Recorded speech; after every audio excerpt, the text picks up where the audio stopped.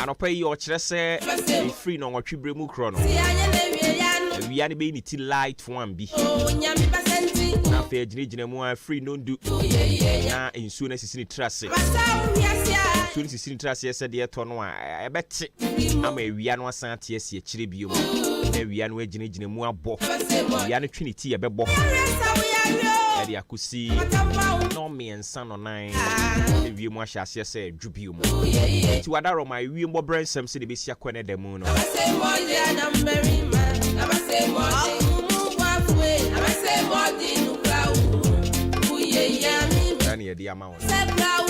Yeah, twice the amount I'm watching. Some 50 minutes after 6 a.m. Jumedi ni the marching station ni the Ahenkan me off. Ghana adisye obuoba ofore amanfo emamo ache edeba Ahenkan 93.3 FM.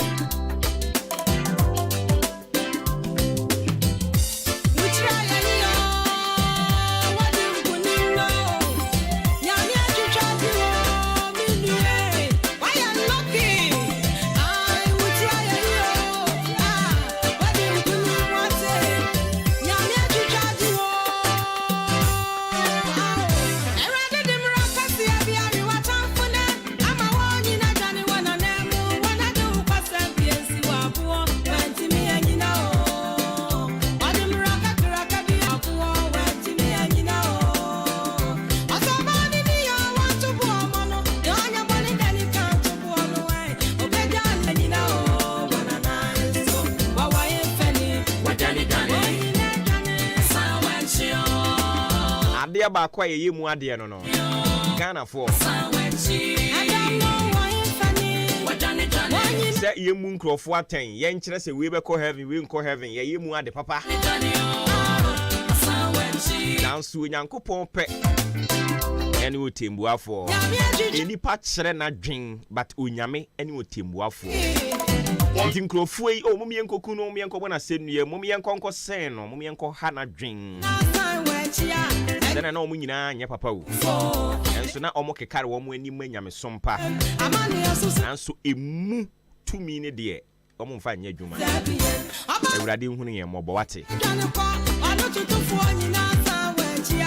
eni aminsu mi mufo lemo mjana wanko yesebie emani yesu suchisi ya mamsu ko engesebio enyama shaboni ne nyakuponsha wo sa odakasia wo mamutira ambassador boyenu wo monimu ambassador tuni ndawuratu ajijajo na fura with different sama dinasino pari mu mawunyankupo isene dedie ajijajo ebi ana wachina de babu atayatiwa ajijajo na enesebio Iwacho yanko nyankopon asem ode bro ye ndra ne so na fe ne yenya botre mu nwura mu ni mu nkomo kakra mfa mma learning how to honor God or people, learning how to honor people and only asem a ye di mu enkomo se yesua se de ye bedi nipa ni yesua se de be de ye bedi nipa ni di nipa ni sua se de wo bebu nipa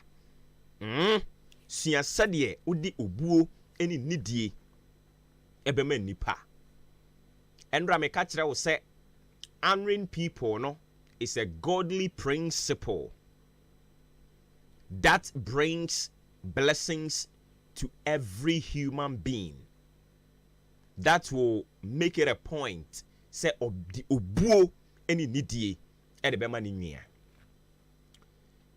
oye Kristonia. It is of course godly principle that brings blessings and order into our lives. Inti endra na mede wo fa mu endra ye di nkomo endra ye pa ho ntema ma ye nyina hunu ewo Roma fo nwoma ti du mienu nyimu edu no ye hunu say be devoted to one another, honor one another above yourselves. Ye kenka twi ni hunu se wose na mo no dom ho mo mfa onua donye de ba de eno dom ho mo ho na munni mo ho mo huni munni mo huni. How can we honor ourselves? We have to make it a point that I will first honor myself. Se mi di kan edi mi hunia. Ansa na me ba be di mi nia eni. Enti enra ye de wo fa mu esuan. Ehunu se ye di enua no mu eni no etumi di nhira kese e de breyen etotua brabo e de abrabo tutu yie e ma ye hunu Kristo na nimonyam eneyi ye hunu se enipa bebre dishonor their parents, dishonor their leaders. Na leader na kura wo mu ne ho owofo no wo mu ne ho. So how can people respect them? How can people honor them? Because they are not honoring themselves. Oma brabo a omo bo nyina no eye dishonorable, eye distasteful. Te say enka wumpo say e wo se won so o replicate same edima wo mo. If I see some me ankasa no a me pese me bu no me bu me ho a, you also respect me. Like they used to say, respect is reciprocal. Se mi bu a e na unso be de ube bu me. Se mi bu me ho na mi bu a unso ube bu me. Enti anopai dia onyankopon epese me no mienu yesua ene se ye di obuo ni nidie e de be ma yen ho. When we are talking about honoring people, we are not talking about the fact that you have to honor those who are only above you, but you can as well honor those who are your subjects. Omo wo nangase. Omo ye wachidifo no. Se wubu hu na wubu omo a. Omo nso di sa obuo no ene nidie no e de bema ho. We have some leaders, they don't respect their followers, they don't respect their subjects. Obie na no asem bi opebia na waka. Se wubie wa no na asem bia opebia wo kan de kire wo subject o follower. Na ye wa adwene so I am the leader, so near me pebia na me ya. It's the same thing. The same energy you are giving to them is the same energy they will give back to you. Inti sanopai opesu obi buwa, first respect yourself. Opesu obi di wunia, first honor yourself. How can you do that? Through your actions, the way you talk, the way you react to certain things, and on ebe determine whether people should honor you or dishonor you. So we have come to realize that in today's world, many have lost the virtue of honor. People dishonor their parents. Parents dishonor their children. People dishonor their leaders. Leaders dishonor their subjects. People dishonor their pastors. Pastors dishonor their church members. And even peers. We don't honor ourselves. Ye kasa anyhow. But as believers go to live differently on this earth by way of honoring others as an act of love and obedience to Him, who? God. Also say ye we no mo a ene eba be kire se ampa ye donyame na ye san so ebre ye ho ase e de man nsem ye oso tie e de man nsem. And then the question is, what does it? So you see a branch and radio o bunipa o di nipa ni. Dear near person children say honoring someone means showing them respect, holding them in high esteem, valuing them. You see to the eight that enkrofo weighing so one more year and your nyam for almost sefata say me di obuo any nidie edema womo. It means treating them well, treating them with dignity, regardless of their status, whether they have money or not. Or the answer say, "I was say me tire obuo any nidie edema." And over Ghana, harma is it even in Ghana alone? Yedu obuo any nidie edema sika for pe. Now we worship wealth without inquiring the source of the wealth. The moment I use a branch o sikababa o sikano ye be ni so for penny sisi a kroni mu ye be ni chairperson sisi a asore ni ye be ni say sisi a enti amen ne enkrofo mfa nidie emfa ma adwumaden biem. Why? Because some use shortcut na me de enyame ho a people will worship me in the society, in the community, in the country. Enti ansane edi obuo be ma obi no agye se ye bisa ne bank account. Agye se ye yi sika wono nso ayibi. Ansa na yate ase se e wo se ye di obuo ene nidie e de ma sa nipa no. Abusiafo, ikromfo Ghana-fo se ye gitum se ye Kristofo nko ade a akwada o opanyini o ye hia no a e wo se ye di obuo ene nidie e de ma no. I was say you treated them with dignity. Ubuoni ni dia wode kwa koma usofo no fasa buoni ni die no fama ukunu. Okunu ubuoni ni dia wode ma obi yire ewa abonten utimi hia obi nua ba na utimi kamfo no wan fe na wumie nka bi nkire wo yire da no onyame ohwew. Utimi compliment you obi but one kasankasa wo abusuafo de utimi compliment you. What is wrong with you? Have you forgotten the fact that charity begins at home? Yay. Anyone sweduani agua pampan so ndra na enano na meka. We sweduani agua pampan so orphanage ni we henfa obekotu Bible ma sisi a momfa duane ne nkonkom anyanka awusia ne ho ahwan onyame behira yate onyame behira yen wo no na ekọ na eba no. Do you honor them? Do you respect them? Do you treat them? Yeah. Omo na ekọ na eba no. You don't respect them. You don't treat them well. You don't treat them with dignity. You don't regard them. You don't appreciate them. You don't respect their effort. What's where you are pampan so they call orphanage home. Omo a wonu omo na ekọ na eba. Omo afonfon, omo atwintwam. Omo kura chinyanka. We san omo ho so okoya doya kwaje nsembo. Listen to me. That is not the work of God. The work of God is to honor people. How do you honor them? By treating them well. Anyone ntine yi. Bema, ene wo yire ntine yi. Oba, ene wo kunu ntine yi. Ene wo mane ntine yi, wate? Okwa abontia wa agent oba fie wo mu ne ho. Enso nka asemba wo senka wo fiefuo kra nka omugye ntokwa ne koma wo.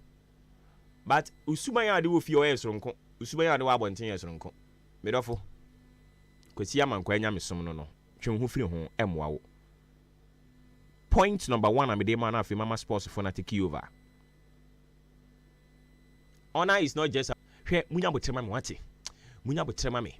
Munya botrema me. Abotre de omo anya. But enkosi da ben and obe mo mahunu say ampa, you value them, the people you are with, until when and obe demonstrate bibia mo mahunu say ampa maami ya ye ni ye adwuman, papa ya ye ni ye adwuman, adwuman fo ya me no omo ye adwuman omo bu me na me nso me bu on, me meya me no omo wo fie nkwada yi bu me na me nso me bu on, me church members yi bu me na me nso me bu on. Omanfo no ete oman ni mu no ebu omo mpanimfo no omo mpanimfo nso bu on. Until when? Mpanimfo no omo Ghana ha mu yen eni nti ne yenso ye mu omo no. Because so uye panyin na wo bu nkrofo na wo treat omo with dignity, you value them. When you go to the negotiation table, you will consider their interest. You will consider how valuable they are. And you will not negotiate for less. You will negotiate to better their lives.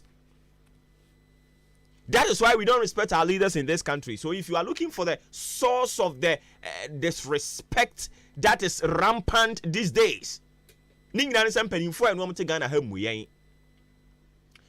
say your topic be a bit treaty. Some of us, we are beginning to, feel so disappointed. In fact, it wasn't something new anyways. To me, I kept telling you, say, Yewura Mahama war bano, and ye be fufru be that than way nimunwa. When we said that, people thought, say, ye can say, Biasake. Na enya with a wholesome say, as I am speaking right now, Oko Burkina Faso, yea, Oko Burkina Faso, Wamu cool leader no or a military man. We check 23 million US dollars. Do you know what they want to do?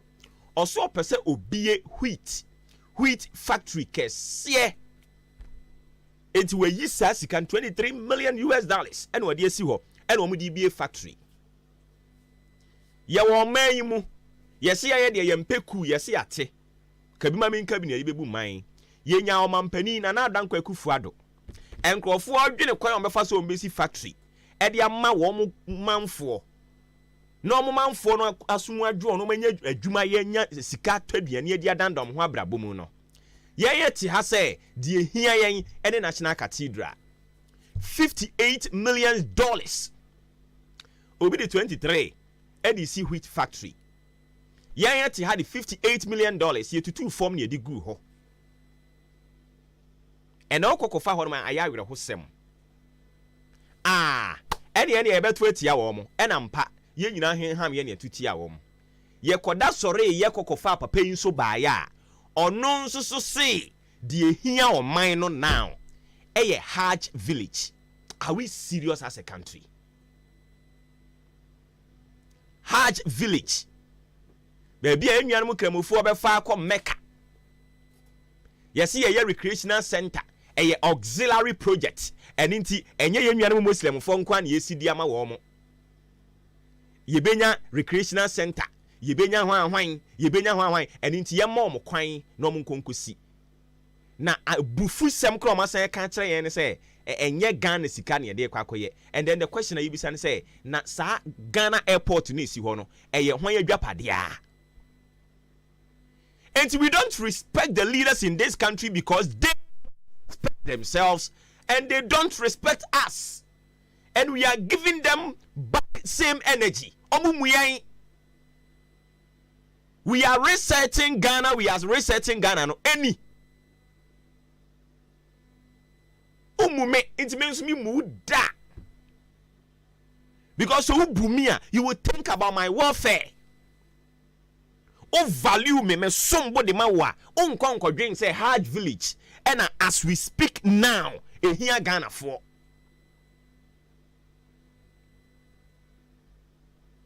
It will not cost the taxpayer a penny.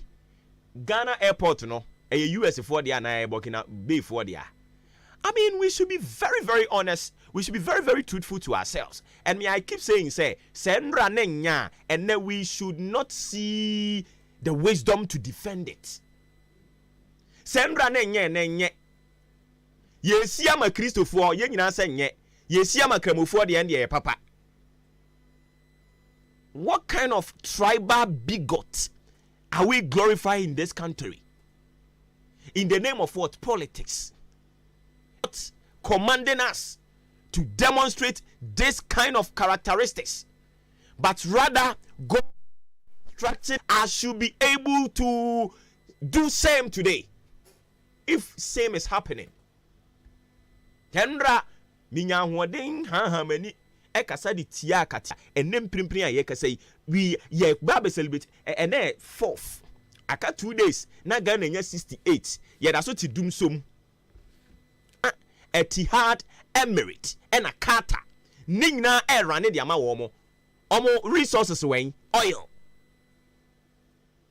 omo resources ba ko pe oil, but because they have visionary leaders, because they have leaders who honor themselves, who value and treat their subjects with dignity and respect, this honor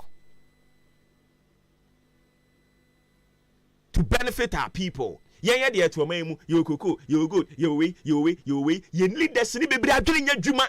Tibon cost of 4 years to Abama warm cocaine for Aquasampa for any atu abadiama warm, Yan Sakit se be new mutrim. Muyani and o mama ye bre. Na me say maybe trio mo kama kuma. It is not in the place of God. It is not in the thinking or the thoughts of God. So be my abrew.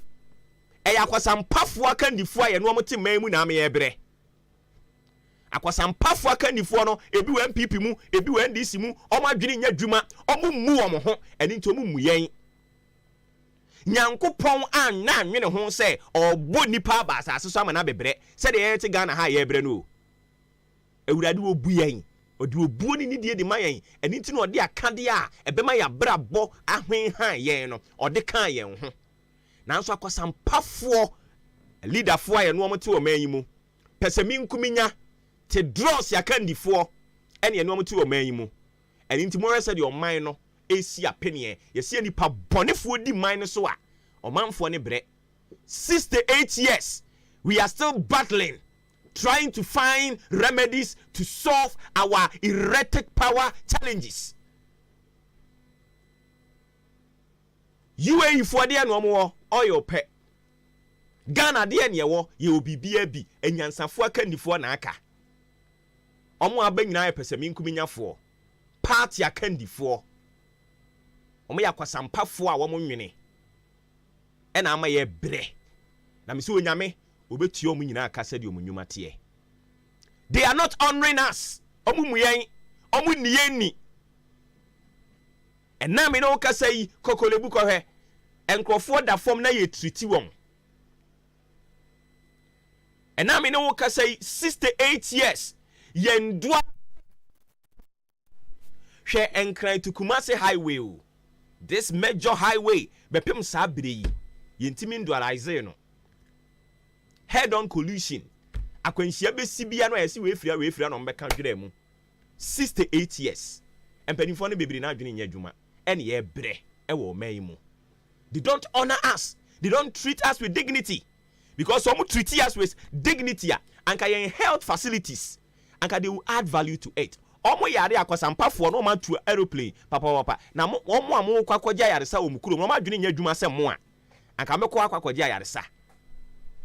If they don't honor their people, they don't treat them with dignity and respect. If they don't value their people, and come health center and come say near their hemponje, I'm a mabaho. Penimfo ne yare omo nko Ghana ayare sabia because adwembone ne said you say ayare sabia ne nya papenti. Misu onyame betua wonka. Obetuo mu nyina ka mako ansa na obi ewu afra asase so. Wo mo be gibi no masefo nso ebegibi. They don't honor us, they don't respect us, and God will deal with them. Erade nkan ho no mo moye no hwe enso no maye ahoden eni tumi a ye betimi de abu ye ho na ye bu nipa edi echi na omama onyame abode enuonyam abam omumu yen ko he ba bi nipa gu ye se ye ka sa asem ye be kan ma de ache ko he odoko enkrofo nipa ma samabra na so se nwan because akanifo na dwene nya dwuma. They don't treat the people with dignity.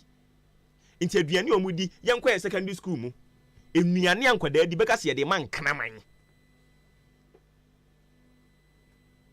emfa obi a 68 years ye da so ko national cathedral ene edan ya yesi ama nkramufu so 68 years akwada yi 32 years or 33 years Burkina Faso abrantie yi we twesika to ho oba ye osi da bi ya lawyer fo no ye kotototo wig bi aborofo wig ne de abehye wo mo meme bire isu de it is a no and what didn't they see from because o treating in crofo no with dignity obu o mo nti o si no ye yankasa ye nhia taade and no one kasa mo show matade o ye lawyer o ye judge o ye hwan o umfa sa nkwase ya wig ni nsi wuti so ye man mu ye ni akandifo sa o ye ni akandifo sa settings leaders nkwan ye no mo Ghana ha settings ono kasa na hyira de nsegu na chi because o petumi onya tumi ni wi a okasa o mie na no kra na wate de woka.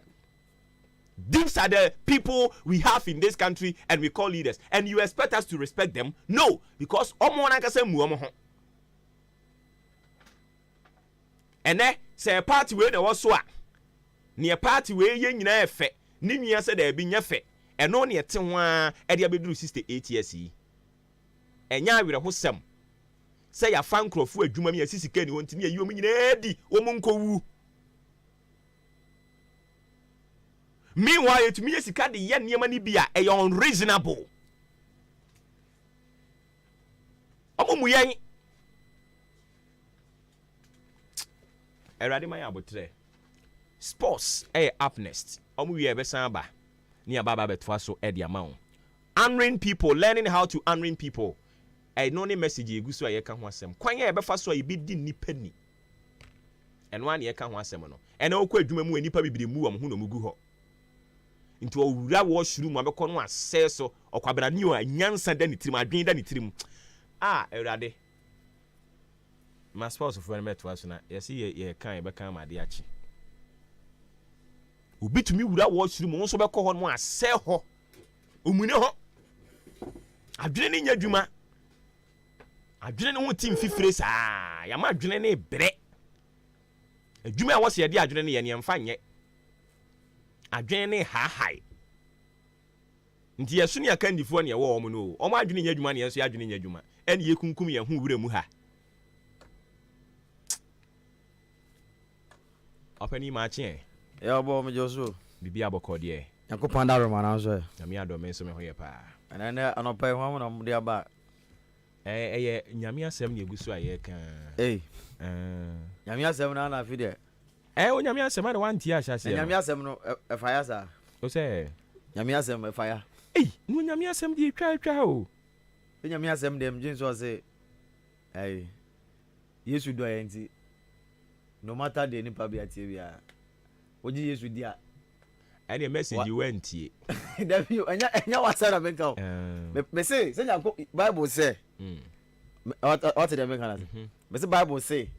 Na say me carry Bible no me kutu afi. Say Bible no ma say no bia na go so kan. This say Yesu say Bible Yesu say so no do ye. Nti emfa ho de be bia do ye dia. And aha say na mo kan e. Fa na me ngan. Be body pachi no. Say do go mo kan. De body pachi no. And I said, no, no. Now then, yes, you say, the obey be out of what? Now, say, yes, one can say, Ubru, who I know, so do in Ticos, what in a film.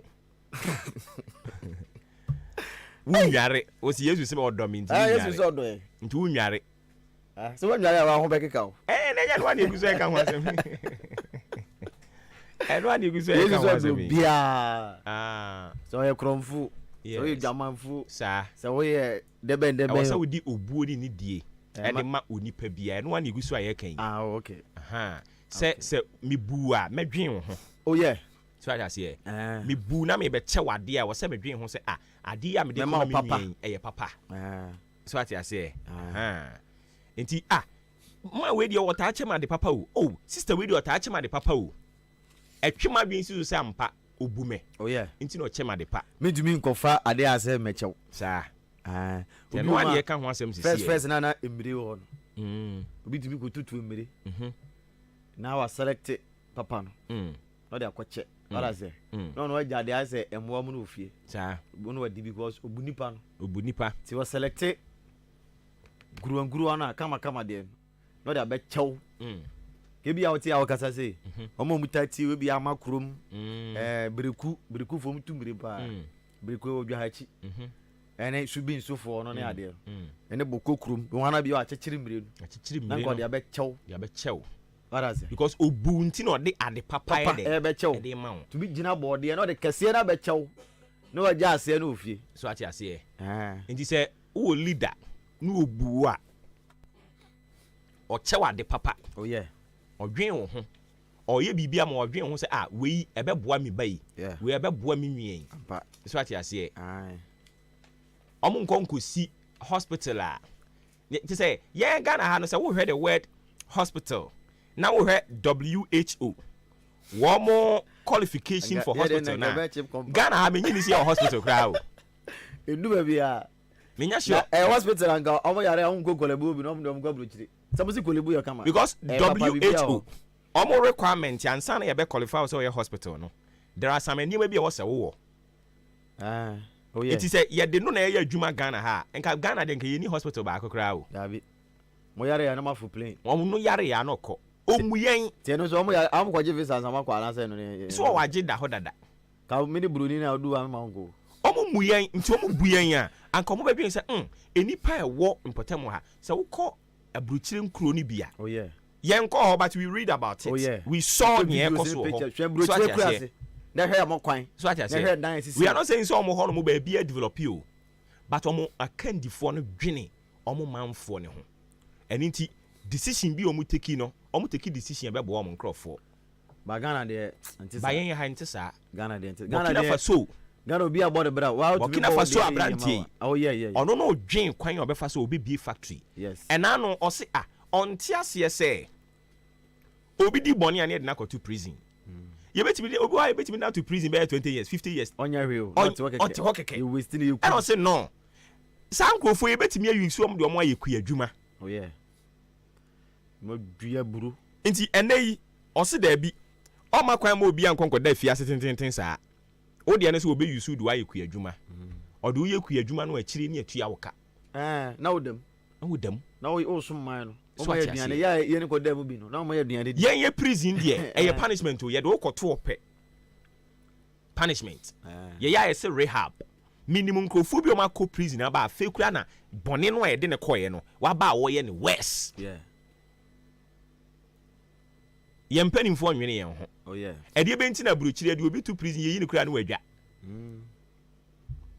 Ye de to prison aburuchire ye yi u kura no wadwa. Say punishment, say more punishment.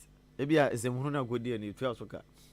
But and was your money waste but ye han ye punish you you waste you You waste you just like that. You waste you and yesa mo aduane di. Aduane papa ben. Ye grass abo omo mo aduane papa o. Aduane papa ben no me de ma won. Edan wo se nipa be to say 100 na dem. Obekọ ni nipa be 2000. So say punishment. What kind of punishment is that? Punishment ye ma won. And emre mu.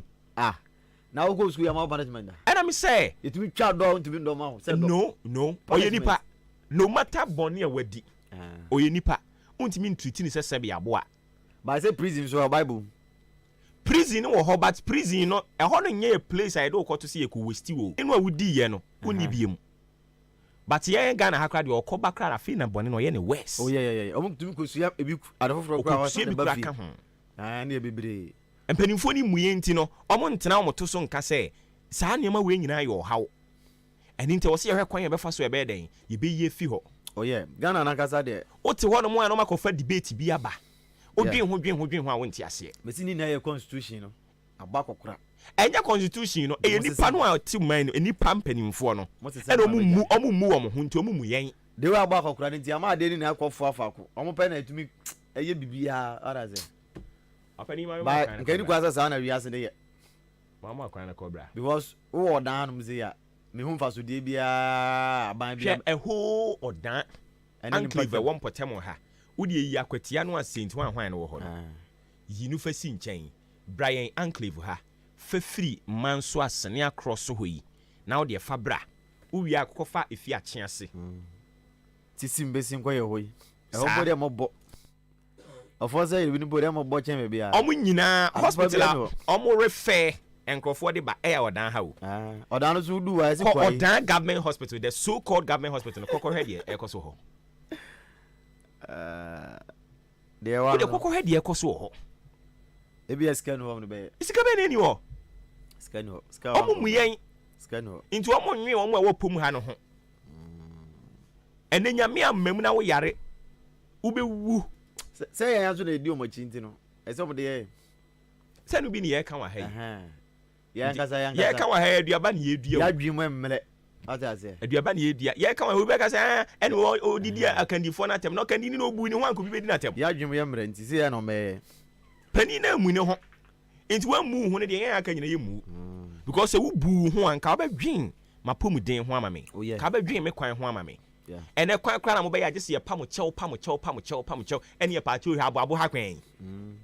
Maba ya dia to omunim se nsu betoto nsu tutu a betutu ntumi nye hwa abo akwan yo watu bia ya de we awia ebo na we na munya nto aso preko gisi ye pam chew bone ben na Ghana fo munya omunya because miss ana bi uma ya kan na wa bere boni ben yedi wonya no wajai free o friend saying odan ha e de kɔ asama kese kwan we ye gina so a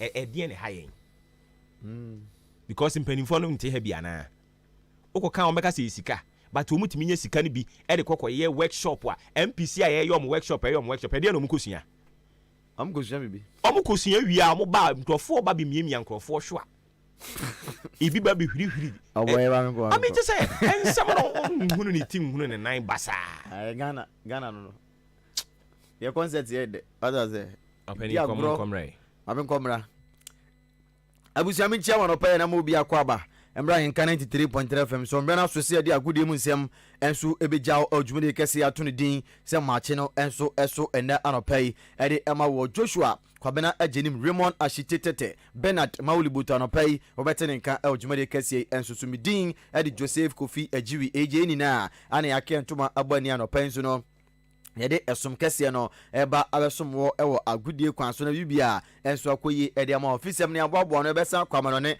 ede de ekwamano ne nsem so ede atachiri ede amawona kan ho ne mfa aseda kese enkonfema Festus Enterprise Festus anopai menkan fencho se ope DSTV ena ato a Festus asoye ede mekanfo ede amawo ene Champions League no kwaso ubenya bia bo ne akohoma ubenya bia hwa ninina DSTV ena ubenya na afi bia akokama ede ama wonti upe DSTV decoder na to anase wo decoder na bi dada okra a wo dwa decoder no ebia credit egusu no asa animire Champions League o pe bia hwa na wa Festus obetwa bi de egusu de ama okeke na fe bia enso akoyi e de ama multi TV na pe bia to Canal Plus upe bia to Star Time e na pe bia to a nyina Festus Enterprise asoye anopai meka no ho asem ede achewo ade afa TV hu bia de Festus etuntombi say TV guide freight guide ene enema aka cheni na obenye bi ato Festus asoye na wo pe air conditioner ato ede akobo fie odi kobo adwumam odi kobo bia ninina enso Festus asoye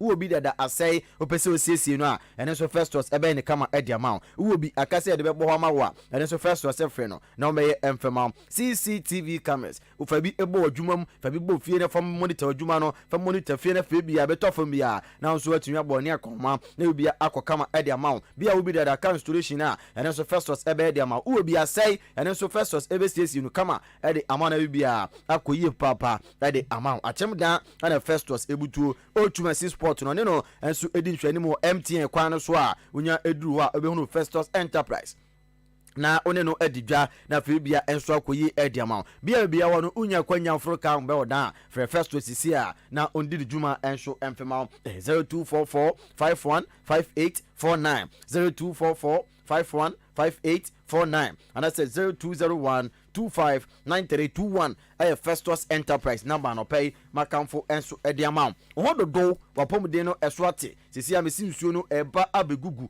enti hododo na niama nkoyi mfema wa abawa na kache ena no pay mekamfo enso diama bia na huhum yade ababeso obabi so epilepsy etre yade bi abeso obabi so unua bi so wankasa so a ninina abawa na sebra na mfam paibo ena fabiduro kwan so emfentu etre yade ase enso emfama odi no stroke abeso unua bi so abeso ebusu ne bi so pressure diabetes prostate hepatitis B asthma hernia NABFA obara se bema ontumi enwo waware be se 6 years ni 10 years ni de bia na edu atema wo de bra be piemu ewo avawana kache ne mfa mpabo kwan so ene abiduro kwan so emfa mwa na nso nya bahye ochi na bibia enko kama enso mfema wo de no stomach ulcer typhoid fibroid nini na yetu ase enso edi amount ewo avawana akache anopai maka ho asem no ede akyerewo awati asiu so uti epa malaria ene ha wadwen nini na avawana kache nduro no ayekra do bra na ma obi mubo na bibia enko kama emfama paus koko wadwen wo de no ayetipaye ena beso so a ana de bia da na se uti no enso airpower menstrual pains emano mombra na fe nto ase emfema mo udwadwadwo obusum so na fe ukam na niama enkoyi emfema wa nyina eyaba one akache na okwa yema drupa nom na fe bia koye die ma untumi enda untumi endidi wonina okof eye aba one akache a ohwe Adwuma-Adwuma na fe bia enso akoye ediama wo ye bema untumi bu adwuma ewo mpem wadwuma ewo mpem ne so ate sebi obema no eso so ate vise wanya gono wanya syphilis wanya anya white nini na o de ko abawana kacha de tuase e de ama wani hujuma de de bia me kacha obisi wani ena o kanea wani eduma e be den papa so betumi aye adwuma se de na wote no ene nti ko abawana kacha ne yemboa ade o kire huni ye ade be won huni ye wani so ye nkusunkusu wani no ekekaw wani kokko wani prusu a nini na abawana kacha kwa yehwe na fe adom aboa atuase enso de ama wo da oni ekire mu ewo asaman kese yebutuo takrado be huyan ewramu ewo achim kwaben a ene nso yebutuo man kesim kasoa na febrema na sikuma nina yebo adwuma esom ehwe Ghana mamba etuom ya na wase nina enso ede emom na dan ne patem de ye dan ni na ewramu ewo odan aboabo kwantimpon so a aboabo kwantimpon so na se enkwa ne hia junction so people me bia pepiase ampedu enterprise otwar blocks no honmo a ene enso ebutu a oba fe bia ebekọ kama ede ama wo ne ahwe etu nyare wana sini na enso edi ama fe Dr. Reverend Kwasima ewosa ahomatufo iso 0554 480062 0554 480062 aya aba one number afena no pay a ohwe adomabo etu nyare wana se enso edi ama wo dwumakoi ana ase no pay a yedi agudie mu nsem eba abesomo na owramu glorious Accra Heart of Oak bobo kunima omkoko aba ni nyina ene se efe ni chirema na achese Legon Sports Stadium honom no enya fit and prince Ghana Premier League ebetimi ehosi omomache saudo pinano enso honom eno na communications director Edema Heart of Oak team na Mr. Kwame Opare Ado openini kodi nkomo no ochirema saje na efe ni ye no enya fe because Legon no ohwem na se ne standard ye the ball league no 70% ye wo venues awodo pina honom a omunduru mu 50% impo nanso yose omombo league na honom na eba ne se na Heart of Oak die Legon omse enya fita yemfa emundi se Legon enya fit na ade na ekọ sugako pa na se Votan Portmo bebi so onkoba na achesa ade na emse ntwaye ne sa yente Kwame Opare senia odine nkomo no. Same on this venue closure thing. So, Oba Legon Sports Stadium, and we keep on telling ourselves that look, it's a venue no if it is not proper to meet the enhanced safety protocols. That's also more. Nobody will argue for that. But measure to measure, you understand? If the current state of Legon doesn't meet, then there are several other venues in the Premier League. They don't even get halfway to Legon. Ebia, you have to say Legon 70. Oh no, 70. Ebi on number 50, that's a 40. But your ball matches no all the same. So what is the issue surrounding it, or what is the rationale behind it? You get it? See, a person fairness say Jumandia. Who did make a chance? Now say who did me? It's acceptable, but not that you do this and then you don't do it to another person. When we talk about say patronage, these are some of the minor niyama. It goes a long way to also affect it as well. See, a person has ebo niska say deductions by whoever that we are paying to also get good revenue and all of that. That's a Legon. That's a yentimi a particular amount a huge enough. What they make us go percent menya. What they make up pandua send them without any disrespect to those supporters at that venue. I hear any menya. So that is why the issue is because baby out they make all the whole save zone they be ni ho, but it is good. So that as compared to Legon.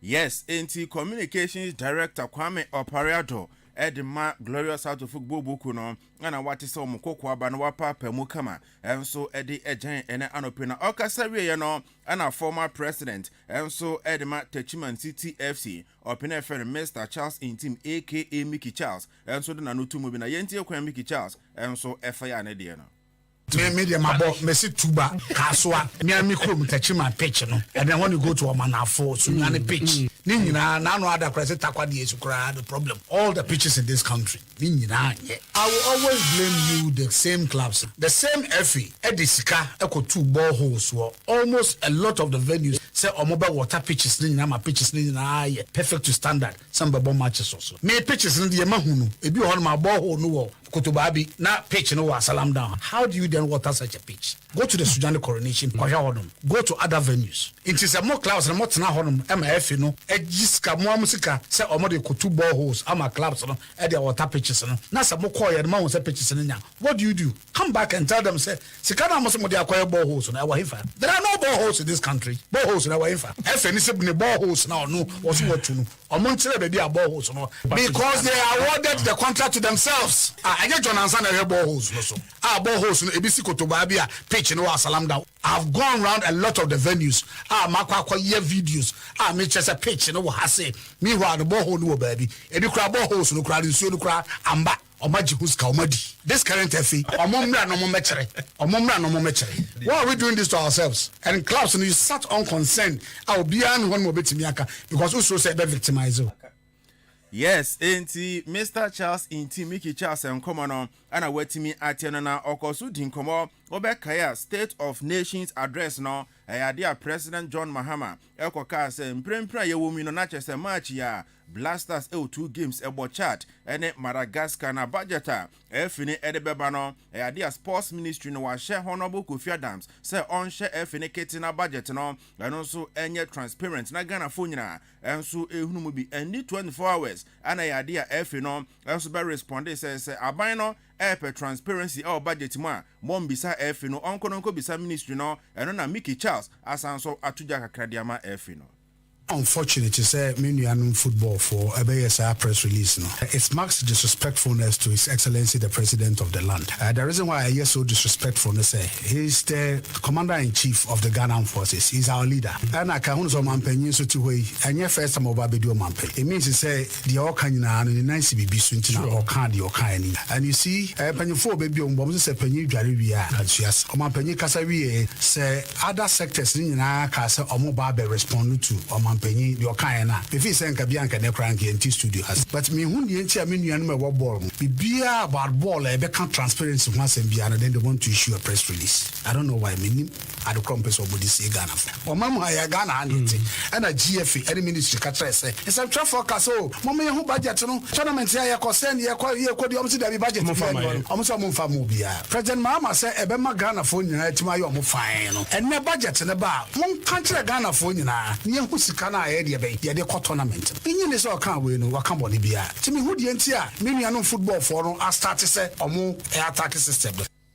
Yes, enti Mr. Charles Intim aka Mickey Charles amrebi atwem Tachiman City FC na oya president Edmond ne nkomo eno no Yanto ansem so enfamo yemremu Kumase Asante Rokonso so ya na semprempem no kase de nsem da ponso obi a enso elkabi abranti efen poli ni wo kokko wiye ewo ensuatre game a ekoto dwam ni Kumase Asante Roko ade ekobo ani no arase endra report asanso todwa ane semprempem no kase de posifo enso ensa aso ababa wo bi mu a ye fen eye Grecian na Grecian boni a wadi ni na enso ane se ne mpena enso ane abranti efen Brema aso mususu se ono ne abranti a Odesi kan eko abranti efon poli e ma na hwe ne nkwana ese report e todwa ene sababa wai ene equipe abranti a ye fer eye Brema ene hisie ye 12 days ensa na abranti no Osanso Epes Kadimano Eremu ewo Ivory Coast eto na kwantu osuko piemo ewo Senegal tie se enra de yade aposifo enso aso aba no mo agusu a omo no edi nkomo na no ene Kumase Asante Roko odani Eremu omo lawyer ana for no a enso communication director edema Kumase Asante Roko boko no lawyer Safu Duku de no kuma akra enso edi aja. First of all, asachi nipa wako oye oba efreno Grace Siam first of all amani bo based on their facts abeda court and me say oye abrantia amwati ne say friend Brima first of all akansi say only di ewu no and then di cross for the Daniel February mpran efreno Grace Siam first of all omochi no on the 22nd of February and omochi ba court 25th e ma court remand no ni ya say sa Grace Siam ono na ebra abrantia Brima munim no odi bone no odi ne share ne dem man dwani di ye agini sie ya bon ho ba be na dumie no 12 days ebo anu ma no kodu border so esa ekoji disika se ma no a otimi di adwane efa akodivu a akopie Senegal ene esa de ne ba court sa ababa we ba court ye ntie na sem ne lawyer so aye application for bail court di ase otina we ayem komana sa odani Eremu Kumase Asante Korokobo Kuruma communication director lawyer Safu Duku enso ediaja na yanto asona yendi nkomo na ewo Ghana heya enso enfam ema odi anyankopon Adwuma March 7th 2025 Ghana Premier League no san so resume eno na yewura mu Nations FC camp ana ye nyomo ekodin komo na omo defender Razak Simpson ene opanini kodin komo na ono de ochirima players no omani age papa sa afi Nyankopon ya adom na league no eba be resume na ne aka ne se ensema ekosi wo insu atra na Napoli ekohwere ne nkwa no aha players ne papa ebi mo match fitness ati akofom se hwim nanso nyina mu no omguso a omoye hard training se na ebe boa na omo match fitness no atimi enso abana ne nkasa yemu no ana ochire se measures akwan hudo opi wo hono ma empenifo ne nhwe na afi omtoto no ma se na ebe boa na players ahudo musi akan no omo nso omkọ match ase a yatumi abo omo ho ban Razak Simpson ne nkomo eni. We are very excited and we are training hard each and every day. So we are excited and we are going to play against BBN. They are the first on the league table. It would be easy. Sure, we are going. No, they won't put any pressure on us, but they are also good at their home ground. And last season, the same thing happened. They were winning. We went there and break their winning streak there. So yeah, we are training hard and hopefully when we get there, we'll see the results here. As a football club, we want to win the Premier League. It has affected us because since the break, we are still training and everything, but maybe the match fitness it will reduce. Aside that, the necessary measures to be taken, it's really important because sometimes when we the players we are playing, then you see people that maybe they are not even on the match day squad and everything. You see them on the field and everything. So we need that to be changed. I quite remember I went for a match. I don't want to mention anything. I went for a match, and after the game, a certain supporter came and he wanted me to say, that's what he said. So sometimes we need for us to be protected. Enti Razak Simpson Nation FC defender ne nkomo eno no na yane nidi nkomo no unim se openi no wanya collab akọ Blasters bako na Nyankopon ya doma match we are Blasters enso ewo akensi se na ebisan se chairman unya Blasters na besa akwa na Razak Simpson echirima ono de o hwe Nyankopon ni twen coach Otuade se collab ne beba no na ono Razak Simpson ne din enso ewo mobie. Thanks to Coach Otuado and his staff members for giving me that opportunity, for trusting in me, for giving me that opportunity. It's been so good. The experience I had there and everything be good. Everyone was great. It was great. That's what it was great. Physically, psychologically, it has helped me a lot that if I put in more efforts, I will get where I want to be. We can play. And we local players, we can play. If they give you the opportunity and you enter into that place, the kind of environment there is really great. They don't see themselves as the way you are saying as up there. No, they don't see themselves like that. No, never at all. They treat you as family, as one and everything. Even the coaches know they don't disrespect us. No, never. Me personally, he gave me the encouragement and everything. He said a lot of things to me to like, I can do it. If I cannot do it, I will not have been there. So I should believe in myself and everything. I'm expecting another call here. Yes, enti Nations FC defender Razak Simpson and Komo. No. Yendani enso enremu ne die enkomo ento aso mfamo de na se den enremu Sudan na Sudan for omo assistant coach e papa e fan Ignatius Osei Fosu ono so de nkomo aka e de agya no pai na papa e na sensemtwo voko busa de se mbra ye draw se Ghana ne Sudan enso e group mo AFCON qualifiers ni mo no sen na osifa na so ne de anyane de kra e bi se o Ghana ni eni ntina odwe mo se ye bobo no wie na se results bi epie mu a bo se ne nafofo ene na dofo mo Ghana be frefre no e bi se adan ne kosi say adan na kosi do se de ne twa no suru kra ade so power esco no so a ye fa akwasi apia ono anso ana e coach no edema Sudan national team no anti oso ne de na enshada nyane de kra se eye Sudan for enso ene Ghana e group. First of all, asachi nipa wako we oba e friend Grace Siam first of all, it's very important that each and everyone that comes to watch a football match needs to go back home exactly the same way that he or she came to the stadium safely. So as Enzino enena 12 so remu ashitete tadawro madzie ba yebebo ede ama na yendi enkomano ene anope na Nyankopon enso afefi el Medima Sporting Club aso ye since November 2024 ana oma branch ya yefene dia wisi Taylor ono nso oko praye na mepacho penino Endra Nyankopon ya doma boy no asanso a resume training na oye ejuma ne kama ede aboa se league ni resume pe Medima Sporting Club enso betimi afa montoma pa enso ede efra na ayade a the last time a dia wisi Taylor APN game Edma Medima Sporting Club no way back November 9th 2024 wa abra Medima Dreams FC ebo mekanim ba kwa ɔmantumi ante Yenani Enremo Beche United nso asoya Sabrante Fani Emmanuel to ahene no ane kasama for dem Beche United bu kura den kuma aka e ja enaro panini na ntokwa ise piem ya football mu a eje aboso na no ane se kubusa na se Emmanuel to ahene edan na Beche United fo nso mo ye die gu akwamu a se Ghana Premier League yakopon adom na se hya se a ye nkonkohuru de kosi ye enso nso atan no pateni ntokwa esisiri bi we ni nkoma Sabrante Fani Emmanuel to ahene enso ereja. It's very important that each and everyone that comes to watch a football match needs to go back home exactly the same way that he or she came to the stadium safely. For us as a club, we are trying as much as possible to put in enough education into things that we don't need to do to create hooliganism at match play. Aside that, we've also been working very, very seriously with the police. Nana Fujijabo Park or Stadium is one venue that I can confidently tell you that if you come and misbehave, the president himself will lead a charge for you to be arrested by the police. So that education has been there. We only have to enhance it now that police traffic death also came. So the education is part of the plans, and we're also working hand in hand with the police, which is also part of our plans. And then our fans are always aware of it now. If you come to the stadium and you misbehave, you definitely be handed over to the police. As time goes on, we'll be able to set up this thing very well, and then we'll be able to also help and then make sure whoever that comes to our match venue will come there safely and go home safely.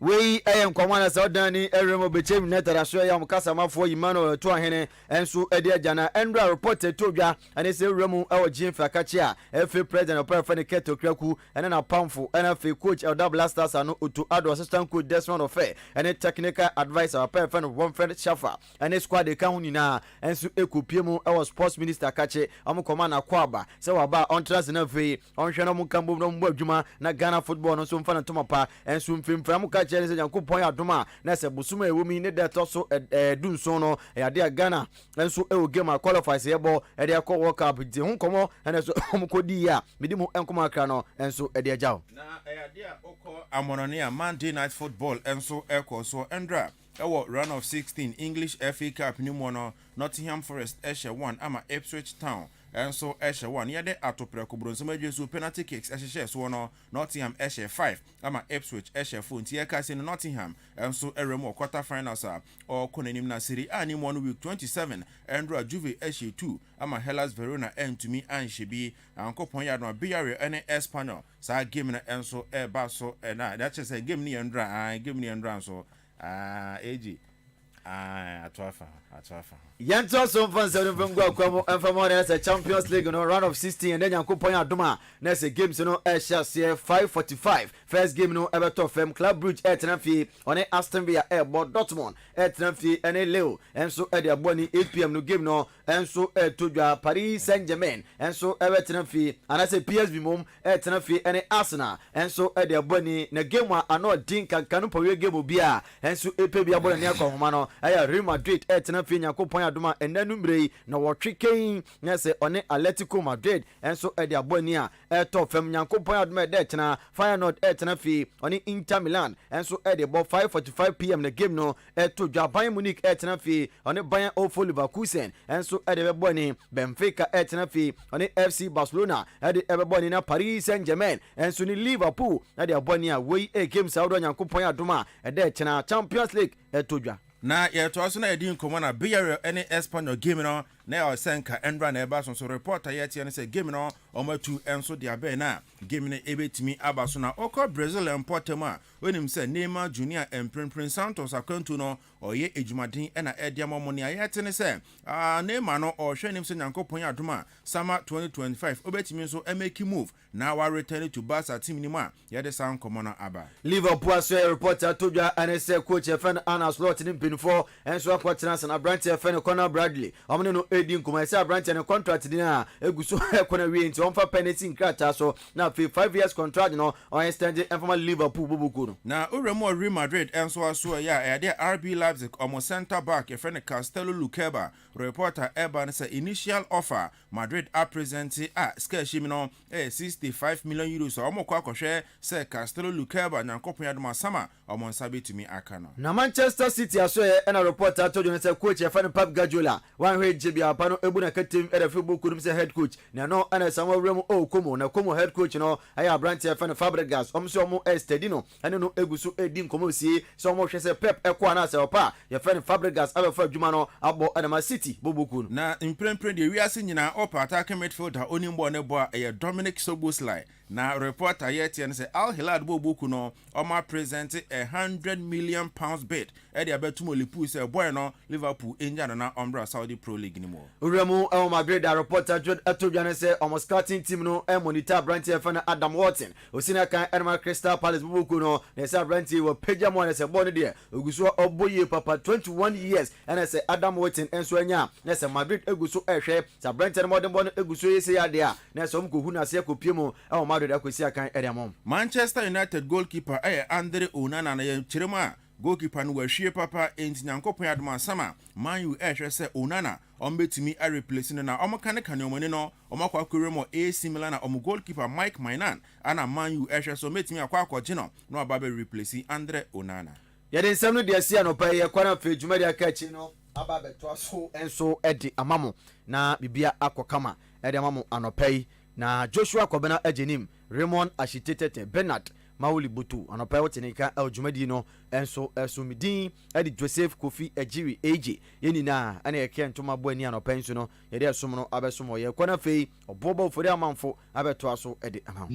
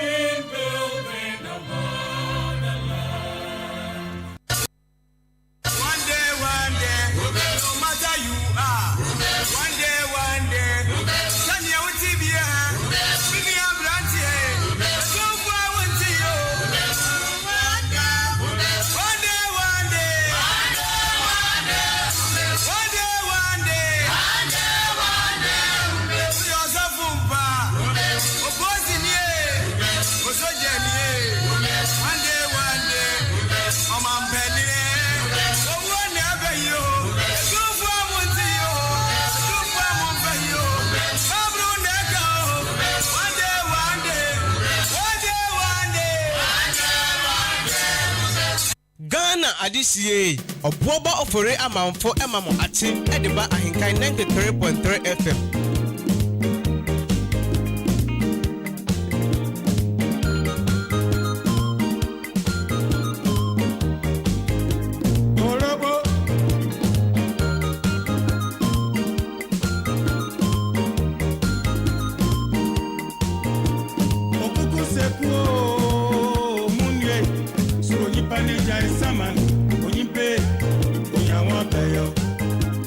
Onyipa mu ye mu o, Papa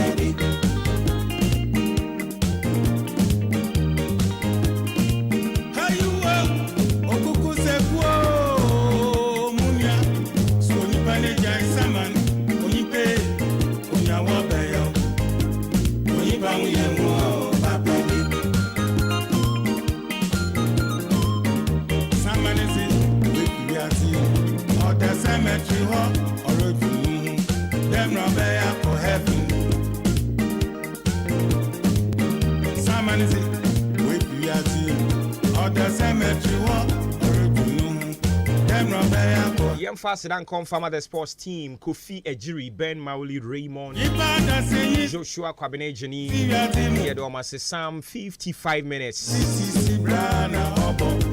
into 7 a.m. matching. I don't need to make anything. Or Fremi or Boba 40 Amanfo. Benada matching. Jet to your tour.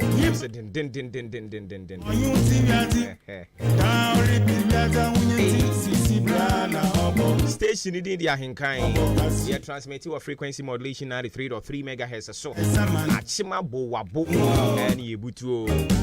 Nipa who proud pan was a who any most restriction. Nipa nye. Nipa Yankee. Never call Manasunia the Apomidin comedy at 12 so now fear the Akan so. Eddie account wo ho yen se bre doc oti yen kan ya mo achimpumbo kodie. Good morning ho ye pa na mo so e. Ami adom yen so ye ho ye papa pa wadaro ma apomidin komo atiefu pebi atie no pai. Meda se me tia tifo ene ya no pai so nti en right me sha se ti sua enare wa e baye nanu ama itimi hwe kaka ana se tooth decay ana se dental caries. Ntekake bacteria na diba about produce acid amiyesi na etumi aboye sinu tuku na ben dental caries and affect kaka issue and no cause na TB bacteria na diba. I think number 2 is the one to chew with a brown and a panel membrane so which means so energy. I feel like I said uji diwi na one fine so and washi wanima which means so energy. I feel like I do more sugar food any fatty food and so up. A bomb bacteria eating the one na or produce acid na once one air to decay and I take cacan so ebi. Nothing when I use tobacco product and so at risk say could be to me so any dental caries. Into the better the number 1 is a two benya a system any a year or parkwa cacano abano. I think so to me in the FE we see a tinam a beco not so I don't know cacano so a one. At the when you submit to me, I want to say, but a swally and a thing when you get to me, and I think I should be near a Duada Chon or Con or Park on Cacanos or say, when you found Duana or Nissan Con, and I've been to Swa, will be to me any hour. In case you see, I'm not number 1 and say, you be trained, so I'm a funny anyway, near you sister, a cooking air fluoride. Now, what's my sense on Mamma? After number 2, you say, so the so was so on about the day we be so the bayer the young call a would you have trust in mono with me carbon now could grow bacteria now mount a cacanin so ebi. Okay, say sugar any fatty food so the encash men dimmy and sugar and a start in number so the bayer empty to at rate now could a dental case and a cacanin so ebi. Okay, you can say something out body and I would try. So that it be a continue tobacco and sinuation and so. And I can't say a year who would dentist a brown and so the bayer don't say what's not much to be about and I to be the answer a cool ye. In the none of a year to us and corner and a casadia for a narrow a bayan chinam. And I say gum disease into single a shibibino, but I know good idea. Tree, I don't say a purple in nature, some thick in nature, when it's a gum, and I say chini, a chi and num. And then a cassa, a found so you're written bum or a bra, infection in Yarawa, abba, a gum, any tissue, a support a was piano, and her young piano, and a gum disease. The Ediba, and as a course, and a risk factor, number 1 is smoking. You will be out of a uta smoothie, any a and I say George cooking to be a which means any gum disease and a gum infection and so to be. After number 2, chewing tobacco. Into more on old tobacco, no not a breath with chitinum acid, no acid. Now my arrange so at me album. I think 1 hour a diabetes, so the one here now for doing now control sugar and so. So any gum infection and so ebi. I feel you could how far and somehow rest to bring a gum infection. Ebi will be a work less to normal meaning to be our pressure and a deep enough for antidepressants, oral contraceptives, any animal man, with a fan and banana so which is only a gum infection, nasty anticoagulant, in the no prevent the modern and the those are funny so it means so a maunya a gum infection. Okay, number 5 to me would be a steady no any war aligned in the kind of start and it's no a bit here and she a back and so a map pressure about cinnamon not mean a gum infection means a not what we are a to cook out in a coffee, not so year criminal, so which means so any a gum infection. I see it means a nonsense. The about for so I am now home few students for this one. If you cost a number from a banner so it's my a gum infection. And I make crazy in second trimester. Michelle Bossini and Michael Bossini, you know, will be to me any announce about 4 pet, then also as to what a corner was in answer. And I say, go on, will be seen so about a bit a gum infection. Last one I say would be a one practicing good oral hygiene. So I say, one for whom you my fan, I'm found Conanimo, who did to me, and if you try and say that gum infection, a idea a man can put na a full study the will be a wound now. No one knew I won't get anything apart of a wound gum infection, member of same cookie, no national and I'm a price. You see, the better number one is said, we see a cinnamon, a dozen, 9 for call, and I say I careful. Number 1 sign. Number 2 is say, I say, most moja is to take them air. It's enough for you and I'm to say, and I say, not to borrow no more than to eat your taking them with me as a nation. Number 3 said the Emma and Cambona is about 1 minute. Not national say, one sign say, 1 air gum infection. As we won't say, picture and I said, part, if we snake them, never doubt finishing in terms of weather. So we say, if we snake them. No symptom where Barnes say, with some of half a day about no one a gum infection, what makes no quantum part. Not to simple with things and a last one say, all we start the answer, they will then say, taking them a bow cinnamon in a brownie. Not what me I will be, but no means a hard balance and who many study the banner with the tree a year pound. So, in this year, no quan a bed, number 1 is the which you would think I'm a part. Any anywhere, while brow used to air soft food dry, now see pizza a continue air fluoride, it's an insult. Man for fat, food dry to be a amyadi, man cook, my cool and bow gum, but they are no anyway. Nothing used to air fluoride, not for 2 I'm following name boa, to the bay uncle a gum infection would be. After number 2 is say, I have found 2 hours or no brown and brown, while bow would be you for the bay and my passport in the what shall see a cinnamon or not and for for hounds and from the last one is a broken with dentist, a brown, not as I was saying, much better a coolie and coolie, you know, by a phone, Nama begins to a come a day amount. Now, I'm a place a gum disease, and I say a cinnamon. Okay, Doc, ma yena siano pay na nyame ya domo. Ochina. Yen sambra ne meto asa nkomo yi so anope ye ne atiefo da ase so madam Abisia Dr. Michael nana ya wasare ne ko twe nkomo apomuden komo e na waye yen adomo a one yen anante emu no ye beto aso na afie de aka enso de aka wo ho ba bia ye duru sisi ya ne de ye woda achinti obra kwantu afutuo ni adesua ewom eno na ne braso a ye de to adwumadie ni so the amount. Would that chinti? I don't pay what that chinti bro for Casemuno a tiawa. Dear de ebrel and pay no and say it is never too late to make it happen. It is never too late to make it happen. And then I would ato wakoma so. A den ena isiwe so. Den I will share ni munsa wobeye. Den I wabo home paya che. Den ena wo wadi ho nkoma ache den ena wa wehye o minyaya eye but the person would show to me say we don't wish success, we work for it. We work for success, we don't wish it. We don't wish wealth.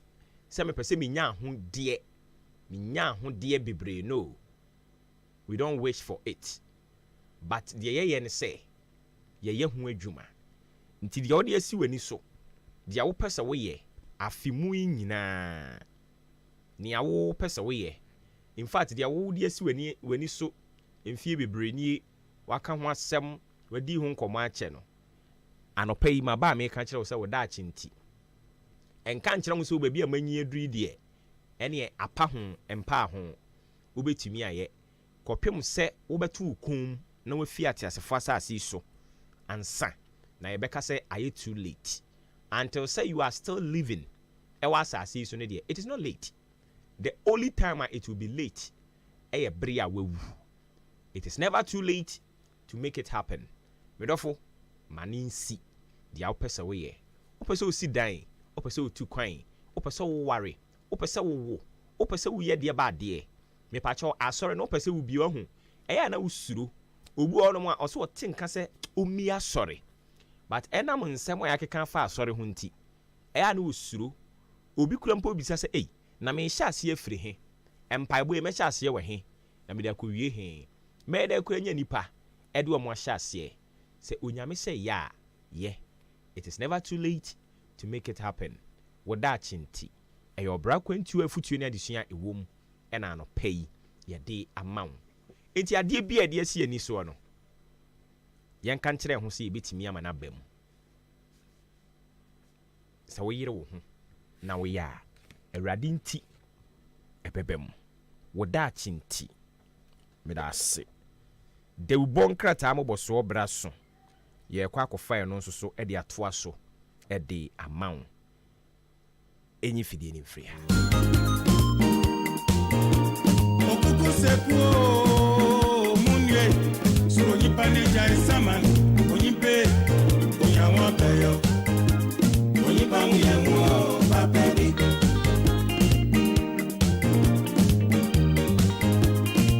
hayuwa okuku sepuo munya so nipa ne jai saman onyipe onyawo peyo onyipa muyamu nipa hu ohun nipa hu nye hu anke ni on the way fi wiazi mu origin no ho daily graphic no origin no ho wa hayi the Ghanaian Times nso wo ha the Chronicle nso origin no ho daily guide the daily dispatch so dispatching 70 be no a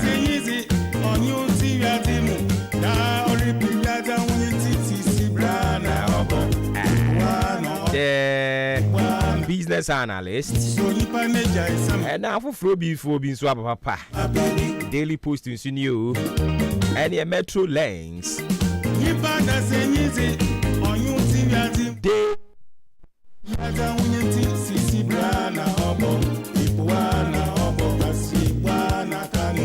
na entia yenyane se Dr. Zinator Ajman Rawlings sanke man deputy health minister also on pew yeah tete no also on pe proper substantive no ti osia ayi kwabra minta kanda so hwe ni kanche the daily searchlight and so fear ha yedi nyina de bro aninti kan ho na yemfa de ubon krata moboso no mfa mawo Oswafo hempumden sam so ye kwabena minta kando wo kire se not a single health worker has been dismissed. Until we debunking claims say the operationalization of Agenda 111 hospitals has been halted for this reason. Or kire se not a single health worker has been dismissed. Enonko ade enokre. Omompamu apumudin Jumayini bia omo pam nkrofo ya pomudin adwumayefo de omo mpam wo omo eno de enokre eno de ho asem de ato hai se endra nso so na adwabo a wo de dwendwen kwan ya befa so reset Ghana economy no omo se Ghana economy ni yare papa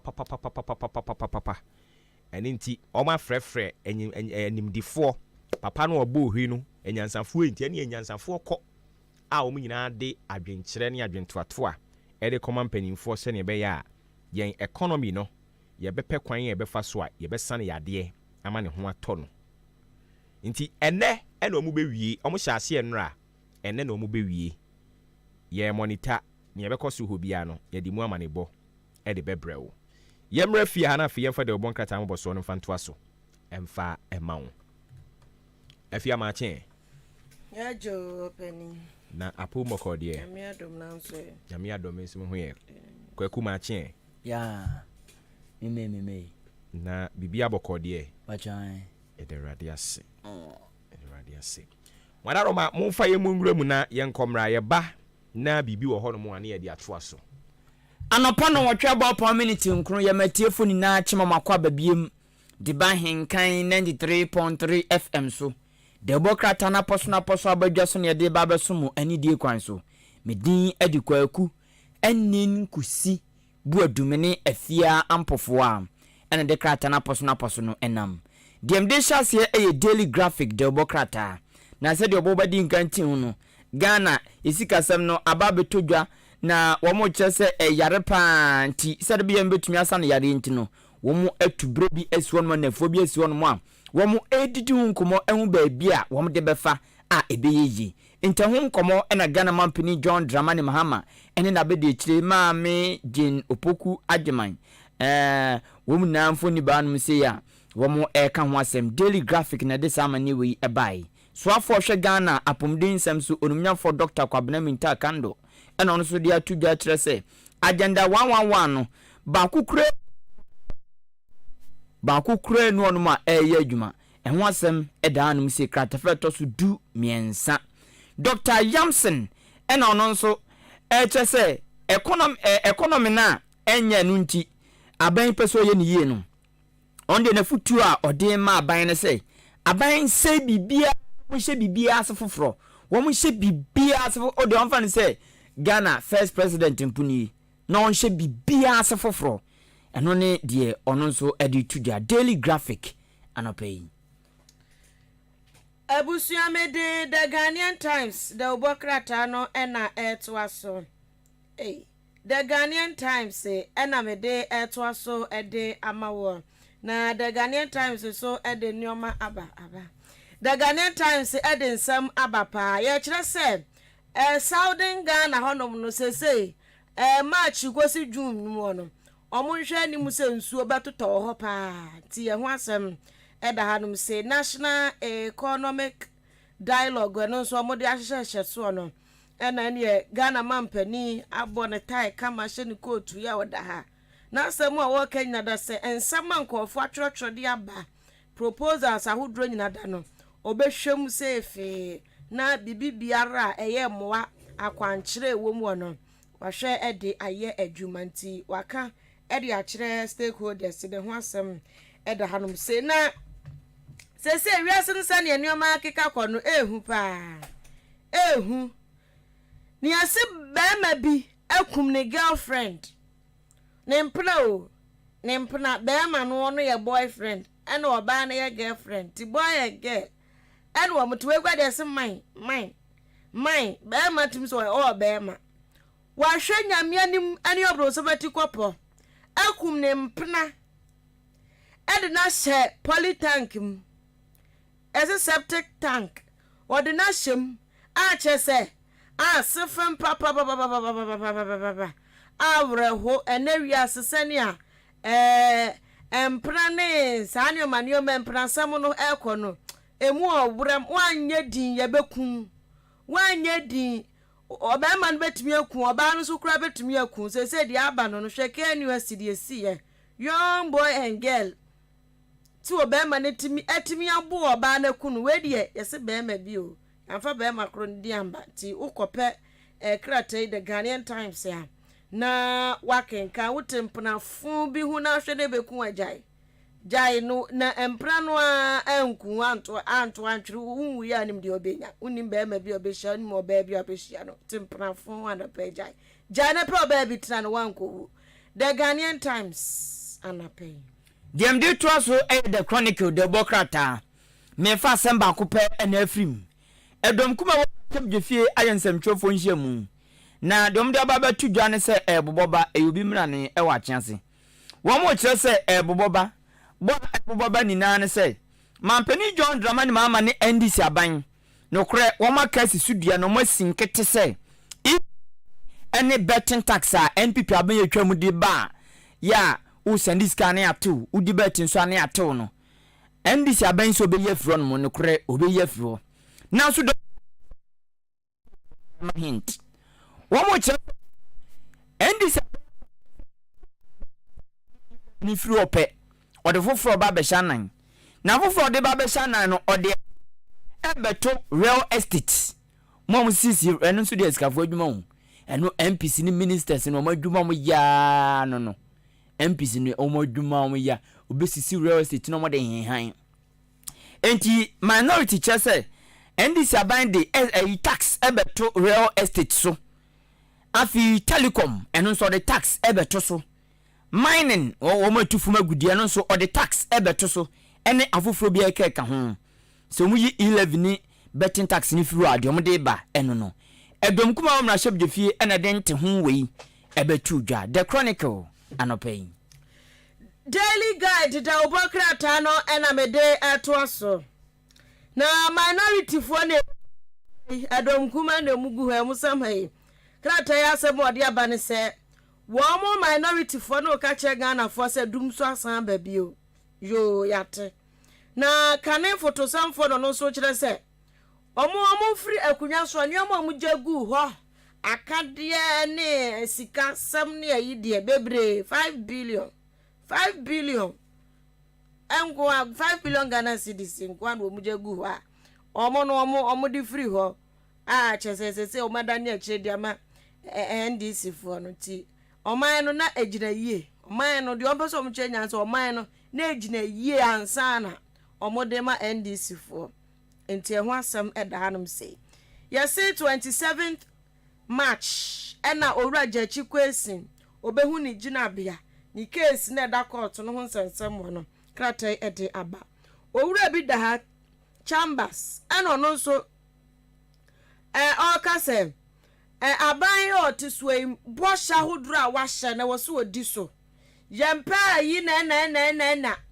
kwafo bon mo hyegba a omuntimi ni so omu hyegba yebeye wei bedru ho no na waye nanim se kasongo no ode hwe okwa kampe otimi twada pa kura toto ayampia e de mount we de omu sre pa mo nyom ho dandan to bia beye ye ne kan so sika ni ho sika unim se o ba no unim se na sika ni ho enso ahyebo enti no boshe bia wodum ahye Ghana for no mohwe no omundi so na omomden se sampo mu nyampo a ombedru ho na timi abo mo man no akona ni monti wei owura chambers nso asem waka ede akire daily guide anapen the emede to aso the daily dispatch the bokrata Ghana mampani John Dramani mama say 2024 abato no Ghana fokotu wie ya ohun se odi nkunim no onipo di nka akura ma ne tinkwan ye mampani abede chire dada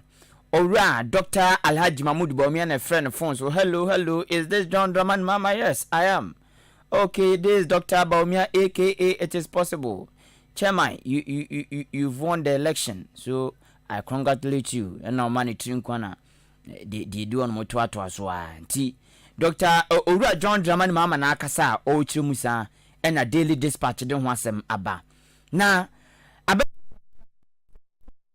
EC boss Sule Amadu watona nanom ewonse do the daily dispatch na this amani bai owura chemensa bonsu enso kire se de ntia nanapo the right person ma Dr. Bawumia as running mate no wakasa chim ewo daily dispatch krate mu kopebito ne tumu nchiri anopeyi nensem no the enquirer ena mede to aso yaso kopie mu ada wo mu asabesabe mu ni padua kwa ba bi atechema madidam ena ne wonom ebo aban na baso se a free tertiary education initiative no wo mu huri sopa wo manage hunti omobo aban na baso ho asem da ha ene wohwemfoni bi atua hanum se ya gold buy bi dollars ne yi na abochenku ewo mu ne aposifo nso mfoni ebia ho kan sem bebre chirechire mu ti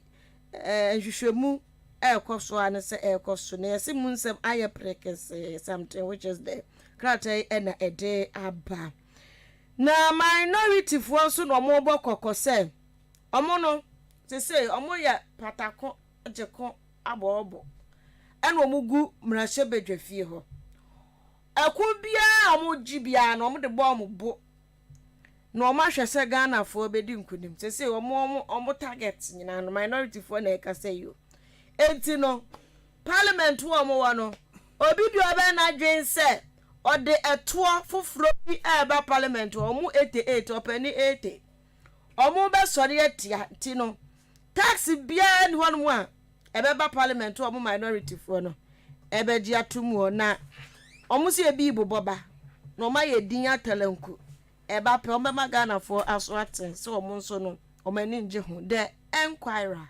anape DMD Twaso the business analyst Democrat akaise na poso krata no ene de so Ahenkan 93.3 FM ewe akua Frakoma studio yewo achim aboabo press school ho a abonsan so ne yehye the business analyst Democrat DMD Twaso ni edom kuma no se de afiadi ngambo so sisi an wo mo kyese pa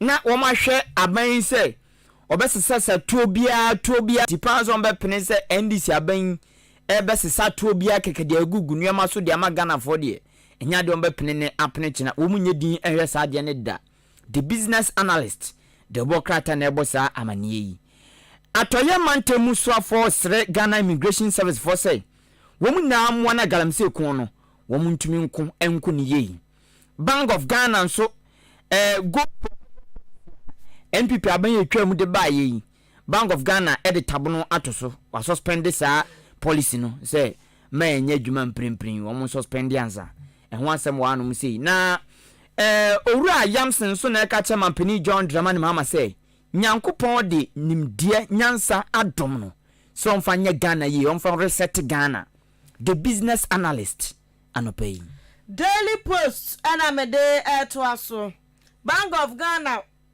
amra do no nkasa Ghana ha nyina ba bi esikatua Bank of Ghana bosu ke na ho eno se enche bia gold no sami jamfi mu gold board no ena ebe hwe edi gold ton ho dwuma si ebe ton gold bia gold board for no ena ebe di sa dwuma no nti ho asam eda hadum secretary edi aba National Economic Dialogue 2025 ye biem tie ne twetwa ho mfoni e de atoto anomo a e wo mo kire sampa sankomodie no koso economy no a agensre pie no wo mo bekeka nioma bom ato adwene na gina ne nanso Daily Post anape DMD Twaso Metro Lens the Democrat ena odi Dr. Victor Bampo onu na yesiu National Health Insurance Authority nimfoni edanu musei na asema kan say free primary health care bia nukure ne beboa Ghana health sector no apomdin fam no ebeba beboa papa na ne saso nti obomampeni John Dramani Mahama baso ewo sanchise ya wo mde be the Metro Lens the Democrat ena ebo samanye na asema kan nan say owura ambia akumfi bribi enkofo kochi ni firi ni fie ko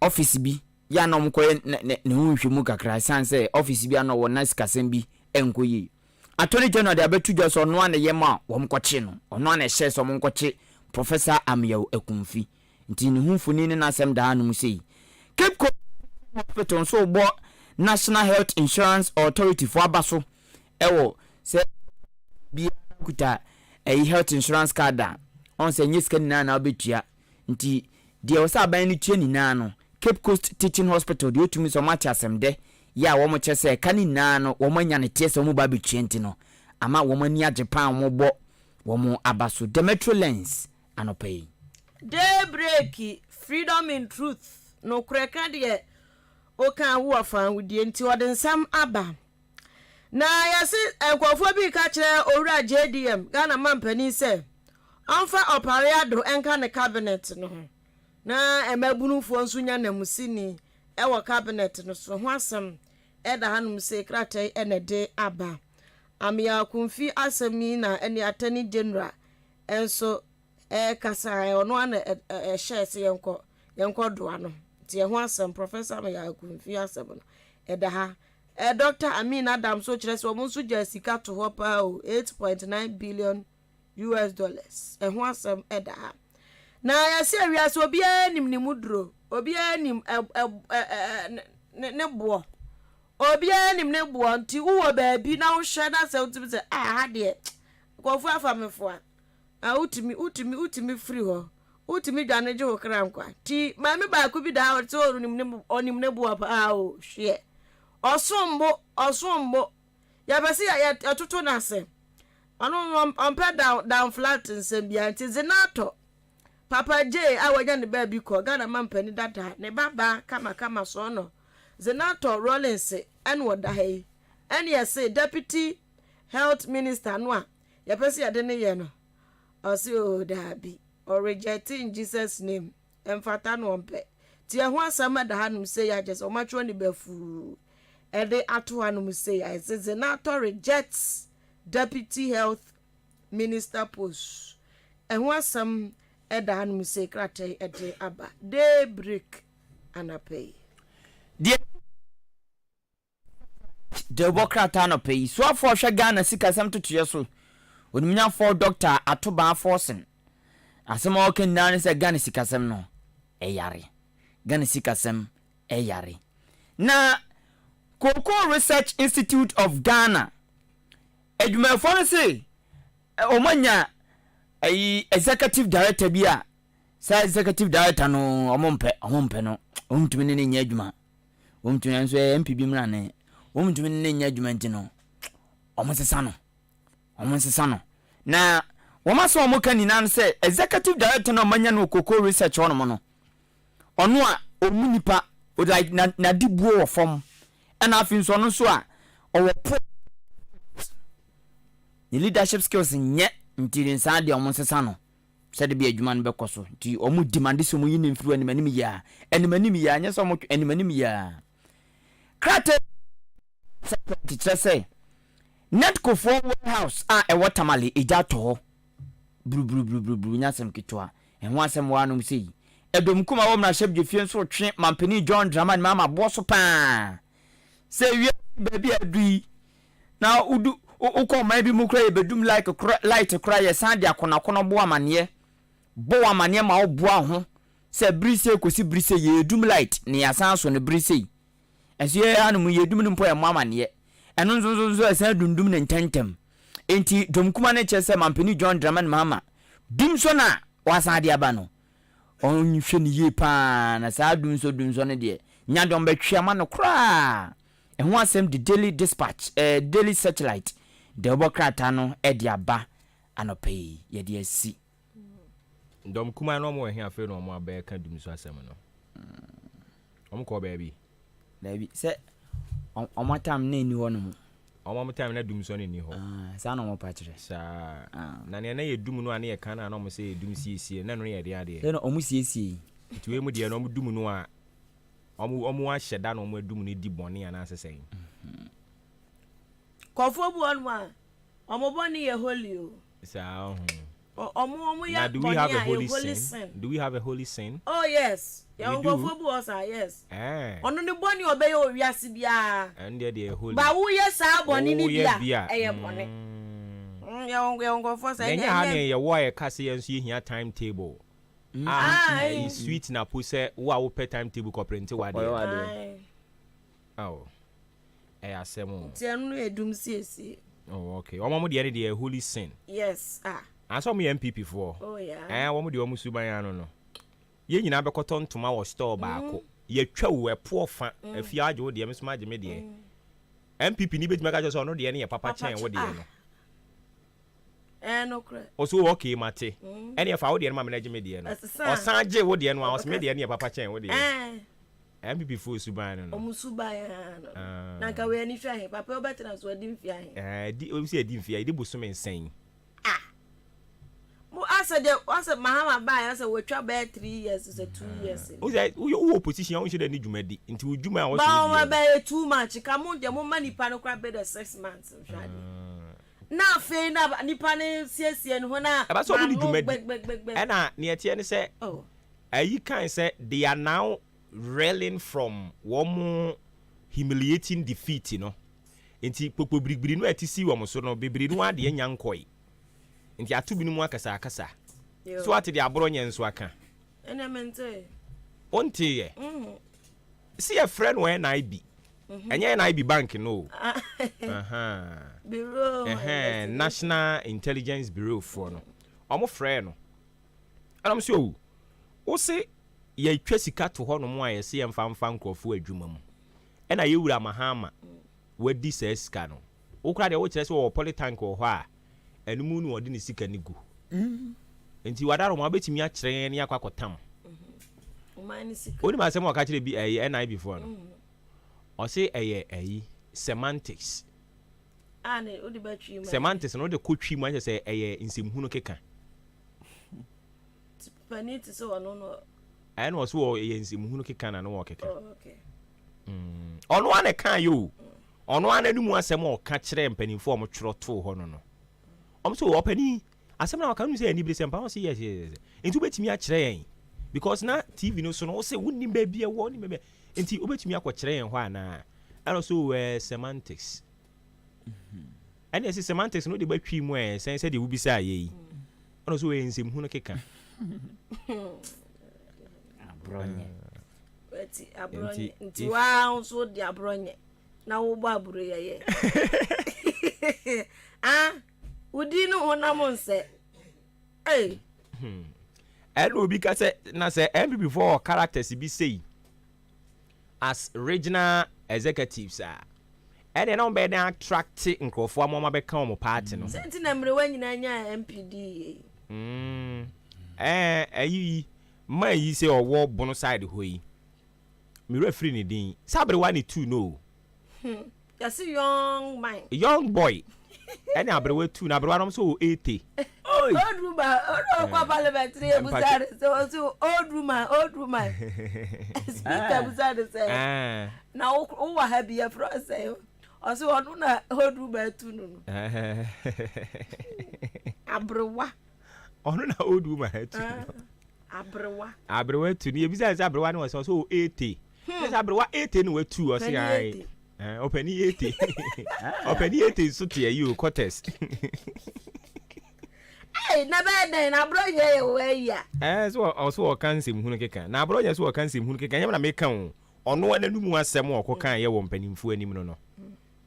Also ensem hunu keka na so okay, ene ensem hunu keka de ye ne ekwai. Wa hwe. Na say ye hunu say tina radio no TV so ni was a form serious. Because ensem hunu keka. According to abro nye o, nyam na me kan. Timi kan shina. According to abro nye no, te say no, unsa abro nye kasa bia nya say ensem hunu keka. Ono ana agi atum sa. Na sticker. Dr. Steven Amwa. Se ono nso medwiri no wa menti ase o. Ono kra de ne de. Ono no de no. Eye. Bo position omo wa to me. Unse afiade etie ne se. Opposition na o makọ no. Eye nioma mienu na eba be leading now. Eye law na economy. So ehun. Enti ye emra nkomo eni sikasem nkomo na ebedi hene pa this time. And as the opposition bia no economy na law na sa niam mienu na ebedi akotene pa. Enti now no the MPP for yet sisia no say omo struggle to get omo members no obi a person or struggle to catch the attention of the public. Na ye hunu se ye ba na economy a mena me kasa de ma opposition no enti se wa hwa e sha se with Gideon Boako say Gideon Boako opere se de be ya obe catch the eye. So ye ba na economy dia opposition no economy no Gideon Boako e na hu se wutimi yire ne saa na se party no so ba ban mu a utumi benya finance minister nti sector amako opposition obeyire ne pampe aka ho asem no uye ne yi a dache mo party ba ban mu a yetimi yo so afo etu de emfa nko NDC ne samra back to MPP wa bra NDC wo opposition okuje to kan foreign affairs ho nkomo kan ye ena Akufo-Addo afa ha ena Akufo-Addo ko dware wiem nyina so no ko fare ba ye no wo pre ne dabre enti omo ba bam na so okay foreign affairs na okura wudi ho nkomo dada enti ene age akandon so man yitiri so kwaku ajima manu twin na bo so twin ye no okokolebu na wo hiribi na wo fa ha omo ba bam na so okay ene so moje health no so ati ase economy nso atoma no nso kakra no ahome na Wale Adam Smith so ni mu no am friends and crampo Adongo Isaac Adongo ai no ka but ono de omo de doje no era me de ma to ban forcing afa ye ba attorney general law no nso a eno nso papa yi am de amane ono ane ehunu so no ta ka se wo mu ana Mahama Yarega nso abeka bi enti de omo pri ni nyina no ye pri hwan no be di animu aka economy asem enti Gideon Boako ye ni famu de sesi ono no ne fa wa so ye bosia sen na ban na bo nti ono no oye tracker or tracke bosia so that ye ena steka nso ye na so me so ma wo finance ministry open enti about economy aboa me so metumi a kire madwen afa ho ena mi na Adams ahwe ure fi se me na me your boss ejo nso omo nso kra na ho no yes wo mo pere na wa na show mbo so mo sa bananse obeta no de ye wa wo pere uti oh okay mo prato ho sa afa uko law no nso a uko law side ho na e kasa pa papa you obetu obet your friend is saying obet take you over or say chi saying John Darko unse ba ne mra okay ono no wa sha ase a o lead o mo press conference mra di hu nkomo MP o wa hai NS Kumi ni case ni ba e ko ono no ba be ye press conference ni bi e na afanyo se da bi minsu minimum mra no e no so tisi akire e no so ba be ye bi offer sector bi a you bi a or perese or be fit in tani be ya so ati ase dachi na mampeni na nkasa nso na betake no o mampeni esa economy ni law ni de betake e be atake no stika de onye di na ade onye di ade na se yentere ka wa yira o system mu o de bi stika wo ho ko ye deputy wa nkasa ni e ba omu ba opposition wa no de se so TV a stika si so NDC ba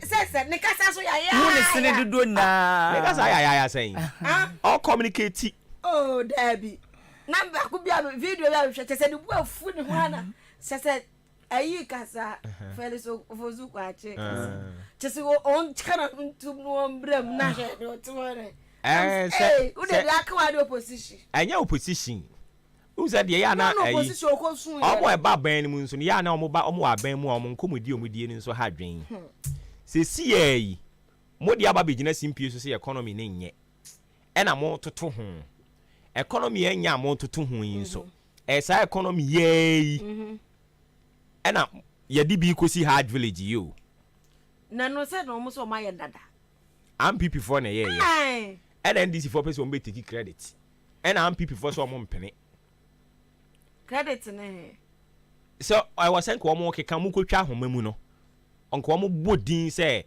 e am people for yes Mahama kan you president kan eso kan position ka wo ba ya ka tin so do na se obo MPP for you say abanda da MPP ne e dey bia o man tinti o se e bie sa e ho no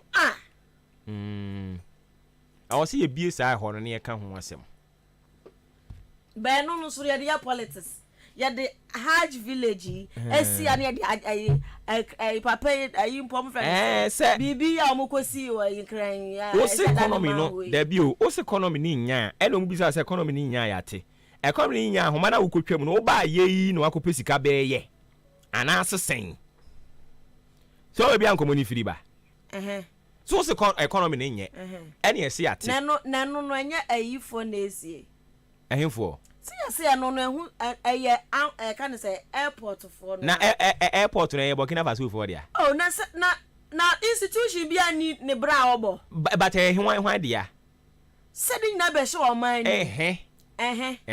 enti o ma bo mo bra pa de o ma sa ase o mo be o mo pe ni bibia o ma Ghana airport no enu ti na say Ghana airport ya nka say Burkina Faso airport debi enti so o ka say o man no sika nimu a ye bisa say airport ni hwan dia o man ni dia ana o ma ya ho toto ye dada enya bi before na shaase intern no wo so ka say na ma mu ntwa mfoni ni say o man ni sika nim tell them ka say no it will not cost the taxpayer a penny o ka sa no a semantics oh ade o mu kosi ade National Cathedral ese ni mienu nyina no question mark wo ho National Cathedral ne hwan ye o mu kosi ni nyina question mark National Cathedral na o mu si ama oman no no o mu si ama oman no ana Christopher on ele yo oman no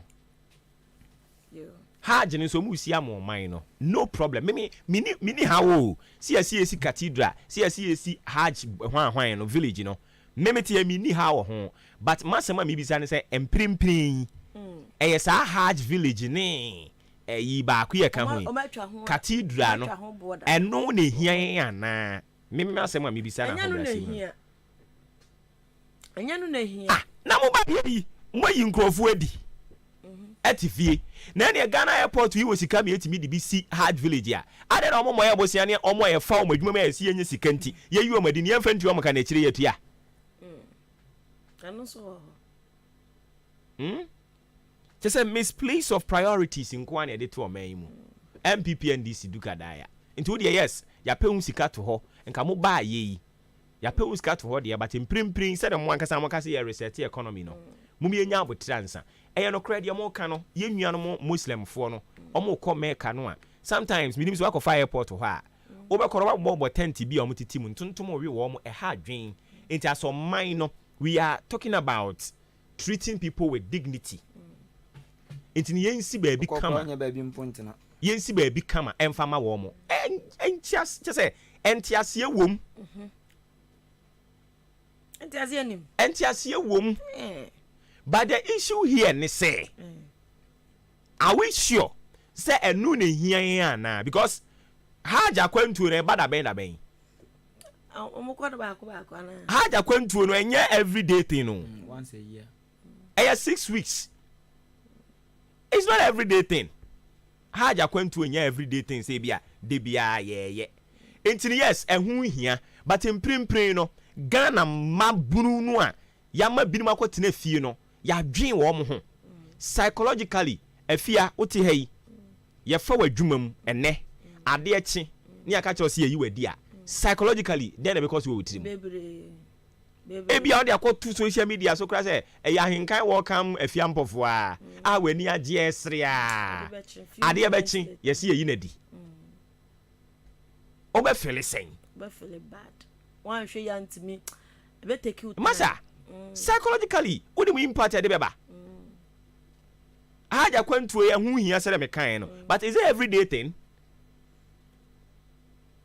ba ade bi wo ho nso a tio ade bi wo ho no mo nso a wo say enye everyday thing dey but ye ade bi auto nsa free hu na free so a eye nti na ye wura o man mu so your hard village fefefe na so o man mu mabunu ni adwuma so na wo ka say to de bi o mu tu kwan ya o mu bre and I make say enu no wo ho e issue of a great concern and nya afi no mo ba bai but afia de tie nie wo fie efie no a wono no ma mienu e na wo fie ho oba ba ko school fees bra so oba ba ko nso birthday bra so na school fees all to birthday ho say ukura sika sa bre no a why na obe pay attention to na school fees no to school fees eti nkoma ye di nie Debbie ɛna me so me kyerɛ sɛ birthday ni so hu nia birthday no ebia no wa prepare ato ahya asomasibo ɛna meka sɛ yes nti wobɛtumi a prepare birthday no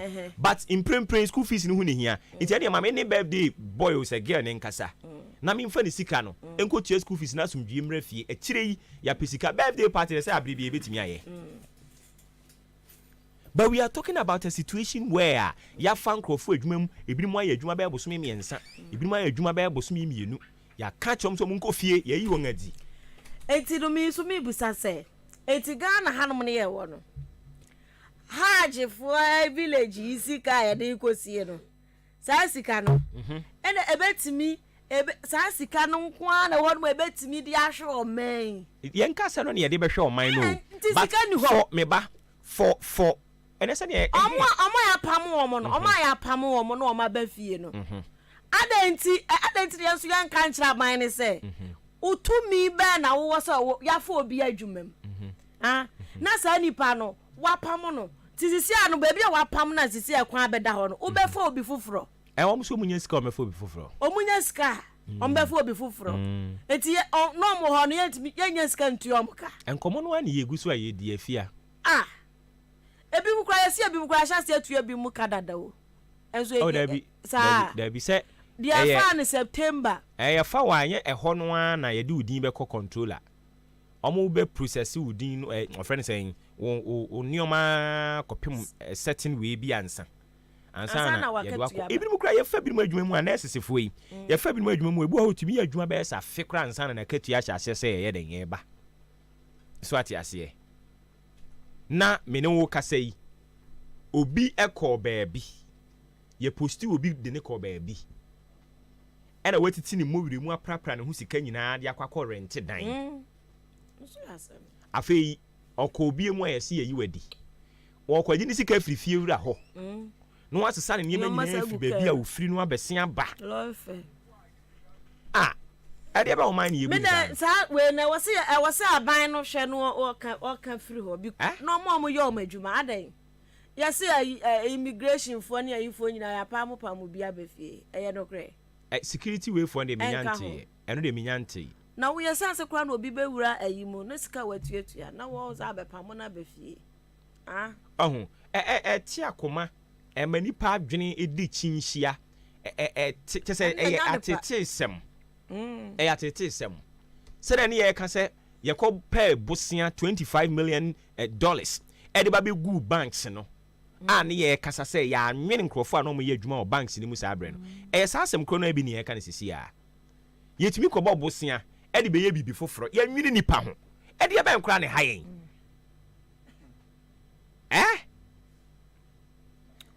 I don't know before I say a problem ɛde yɛ bɛn kra asɛm ni a sɛ biri a yɛwɔ mu yi yɛ kɔda sɔre a yɛdwe ho ɛyɛ hajj village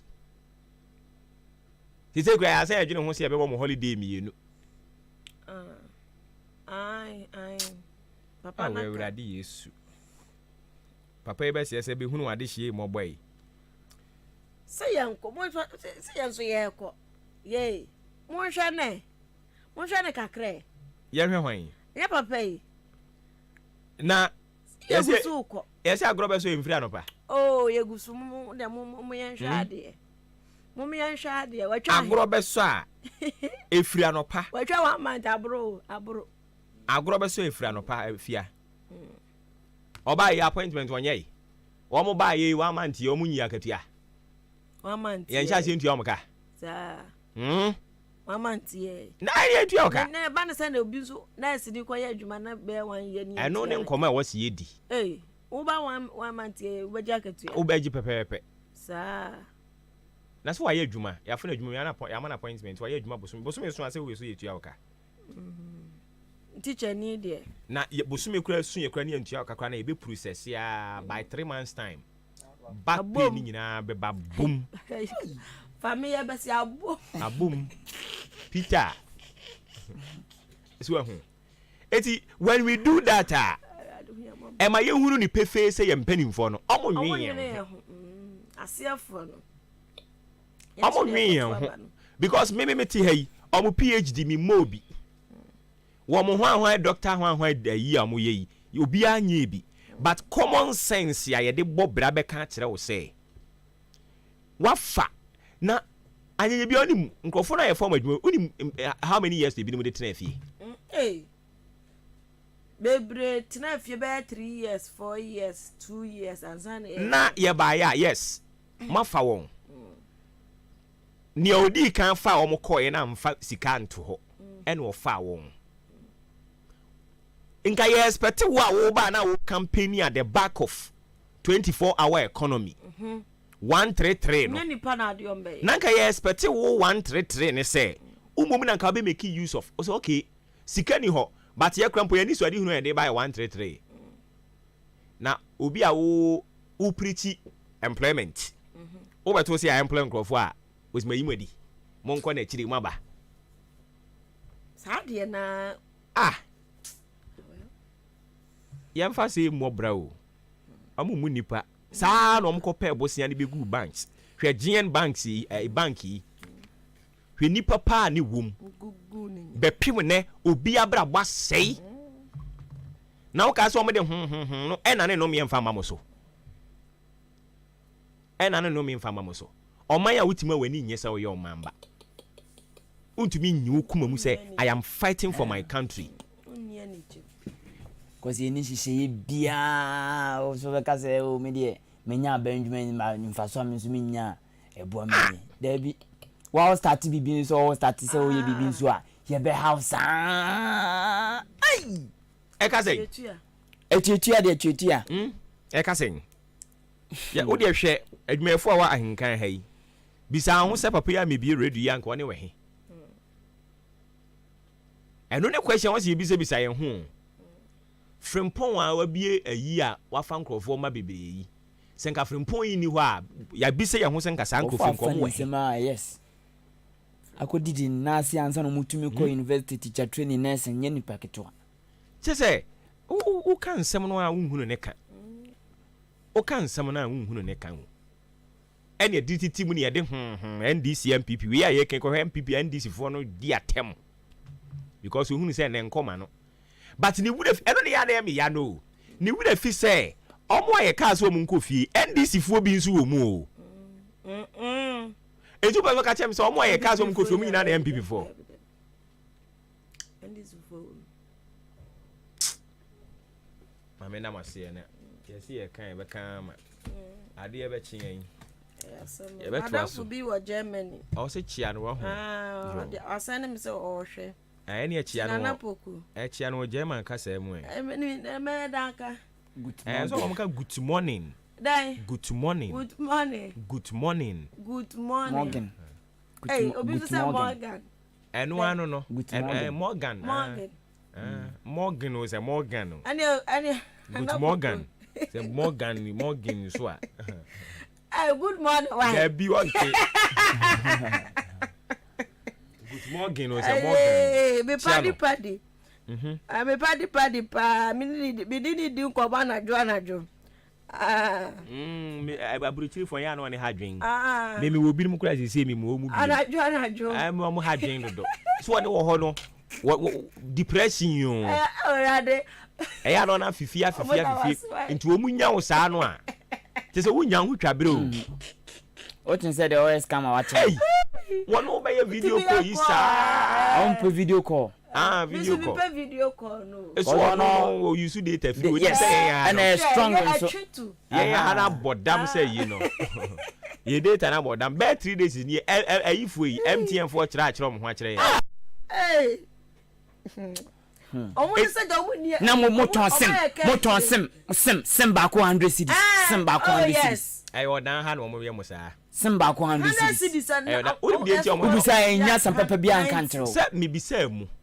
sa de enti no mo ton ne etie ne se ehho aye den enti ehho aye den a obi ba ha no mo aka ten se o se yen ha no ehho aye den so atiase na onipa no enko ba so ka ten se mema bi na ura office wankasa unya bi mpo unya bi ase ho MTN office na ase ho no ɛna obi ɛhɔ na benya office na ngese bi yes unya bi ase off wo ase hɔ no de ɔmo be winya bi ja hɔ na rekɔ ma ase off ubisa no ne dan me ko bi bisa price no say e bi no nti price no ntimi mo nkyere ɛna me kan 100 why nanu mi chi office hɔ no unya bi ase off but we see from bass hɔ a enye me chance sim normal sim audition for MTFO nya stronger ibia ni omo isia kan and I know can obi che say was one ton de koton ekọ ye gobe business yankasa because say ukra MTN cheaper who ska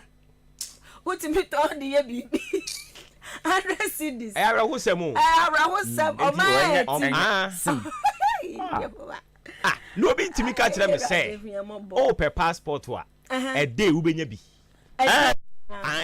demo osika no aka kire say wo say o per normal de no be boso me miensa and one of them ka be san ba say de bi kan o ye no eti na bibisa say a day na menya no eno no a day no be ya menya ni sa da na so osika modu on sa ru adwuma edu ka so o my we ka say be ye me ni mi jini o my we me I don't know about them papa now costo kran ko for the protocol costo na protocol ye yuma costo no costo na bia protocol ye yuma costo bia o John mo no bia san wa ba enam no and I'm say no ya dwen no nso no and I no na yi to nwom me refi man say lucky dube was one why o say emancipate from mental slavery ya dwen ne asan de ato afiase to the extent say yenya kra nso te so oburoni na mu kra de ne obroni ade enam mu bi onam line ni mu hello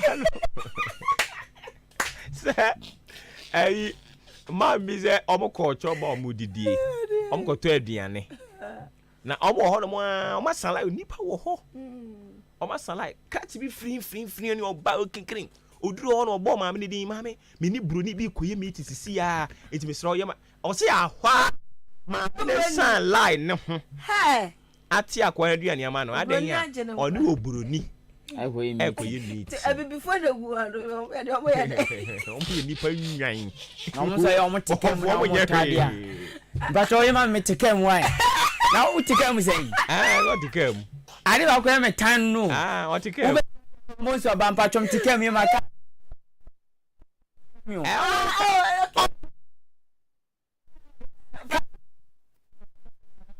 oh can no nai yemfa wo nye hwe asetena mi Ghana just a bad one person san obi my no ankasa no ano ye wo how kese oh yeah ye wo problem pa kese oh how ne so because mentias ye say hwe for so many years ni ye say Kutuka International Airport if you we read about Kutuka Kutuka you obi a odi ku yes sir ene baba ji wo men na yatumi di ni din ato o man adwapade kakraka so sei emfie bebre ni emfo obi a ho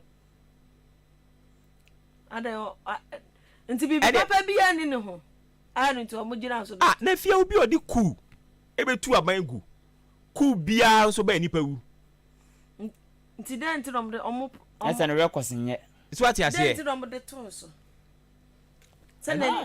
Satan de obi a di ku abetu aban ati so ono abetumi di dia so ono ana de to so ana me na me chese obetumi komo ho ese Satan no power ena nti aka besi ki tinga mo fa kura ntu na nado but nye ono nso na si wo so wasan kobo no enye Kutuka no nso na si yo enye Kutuka de kede beto mahama ko hwetem na 3 kama Mahama mom ye de beto no ni ye ne say Mahama de International Airport MI John Mahama International Airport e ye pe Mahama no Jimia Mia tudu ha no we Mia mama Mia ana dun so dem reden na Mia ana Mia de po kire say wo se nana Nana International Mia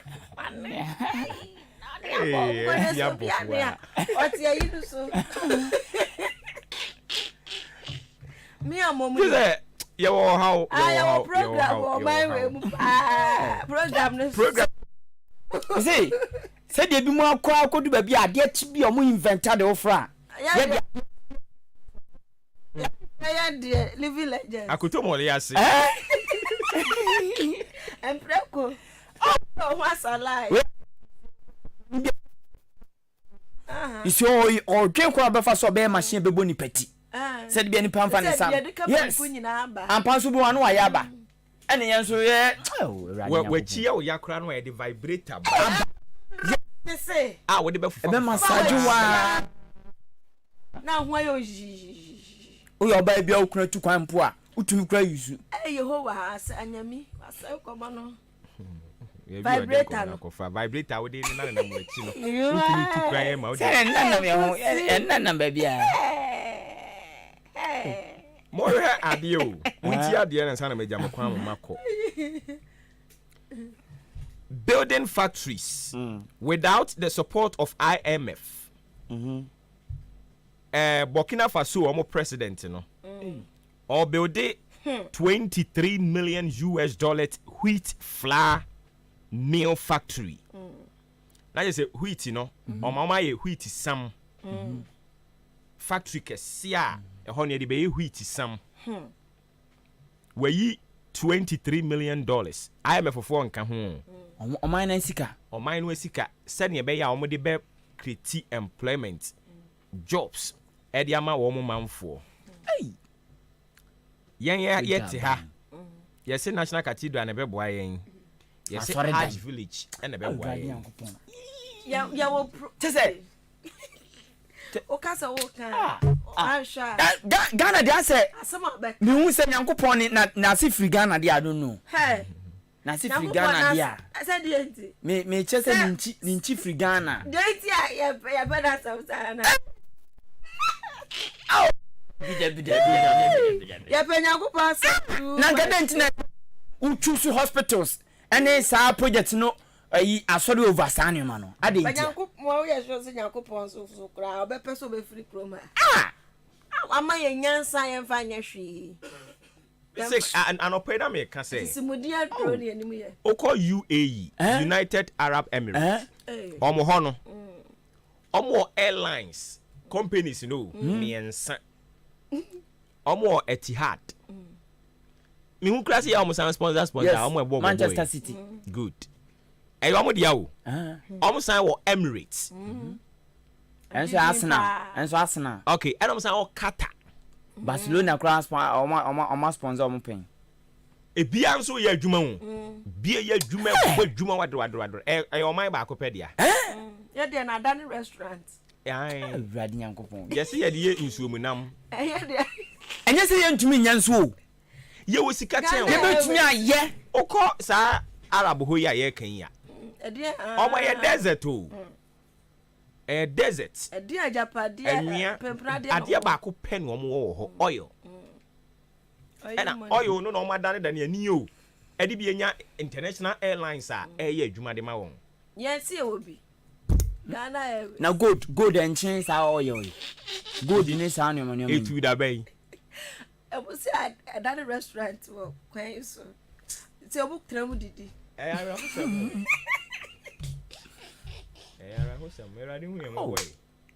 Oh my way, I guess how. Say like my bro from a frame. I brought for number. And yet it's South Africa. MPP 4 Tisono. Minister Esiama ona no hwe transport and aviation na se for so e no be ka kire Ghana for say by July Ghana Airlines will say Airways no e be sha say ye adwuma adwuma nti e bi tu free he ko he tu free akọ na mango domestic one no kana na international airline no e no wo kire say by July e do hwe bo Eye July we yo ba ku ni my pa na de abamu o man bi say ultima o say selection e o mo ye no so ye me be wo be ko Ghana wo be ko and that day the be secret wan Germany radwa US nka sa brinka wo ka good Morgan Adi asamni. Awe ni abre wo ho den. Enipa bra. Foundation nye. Enti ade ne said you kan na wo se mrofo ne be frem. Abrofo na kwa me nkroma pa mom de na so o so me frem. Na so mbe ba na kwan mbe fa so mbe tu abet. Ye ni ampa ye anwie. Nti ye frɛ yen ampansi. Ye ni ampa ye anwie. Unse nkokɔ. Omu nyi ba. Omani ni sha se ebien kakra. Ye de ne ye ni ampa ye anwie. Ere yan ka se pie ye. Nti na ya na ye de eti pempem no. Na o sin ki nya botre ne ye ni pa wie. Na se broni ba ko pe so chirimenkin atim chirimenkin ko re de o yekuro no. Tise ade yo mo fe o mo dwe nipa o mpese nipa won to no. Ese ye no mo nwe. Wa school a TV computers ni mo de be gu on mo de. O mo nwe ho because ukọ o mo no ukọ mo ha ba bia nipa tie bia no o mo make sure say your hospital wo ho. O mo twinso me nso aba fie bia o mo ni clinic. Dabi a hospital. Oh yeah no oye. So what you say? Ene enipa miensa kura ne ti ha. Obeye. Omo dwen nipa no ho. Na aboa kura ka abo no a. Yes, hwese de omo de ambulance de ayi hwewe okoko. No abo twempo betumi abo no obegina. Enti be nipa ti bia omo bu nipa. Enipa nkwa ho ehu hia won. Abrante bi free Kenya. Eba Ghana.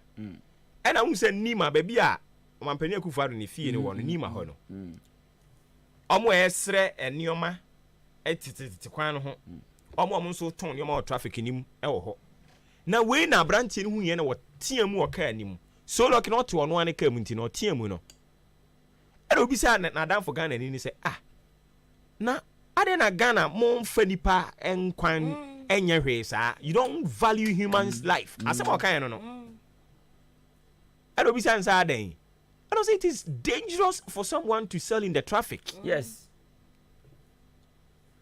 To mean creative baby in fama won. And yes, yeah, ha. I want to consider the day. Oh, and I come back in. You can't say traffic in where you can any day.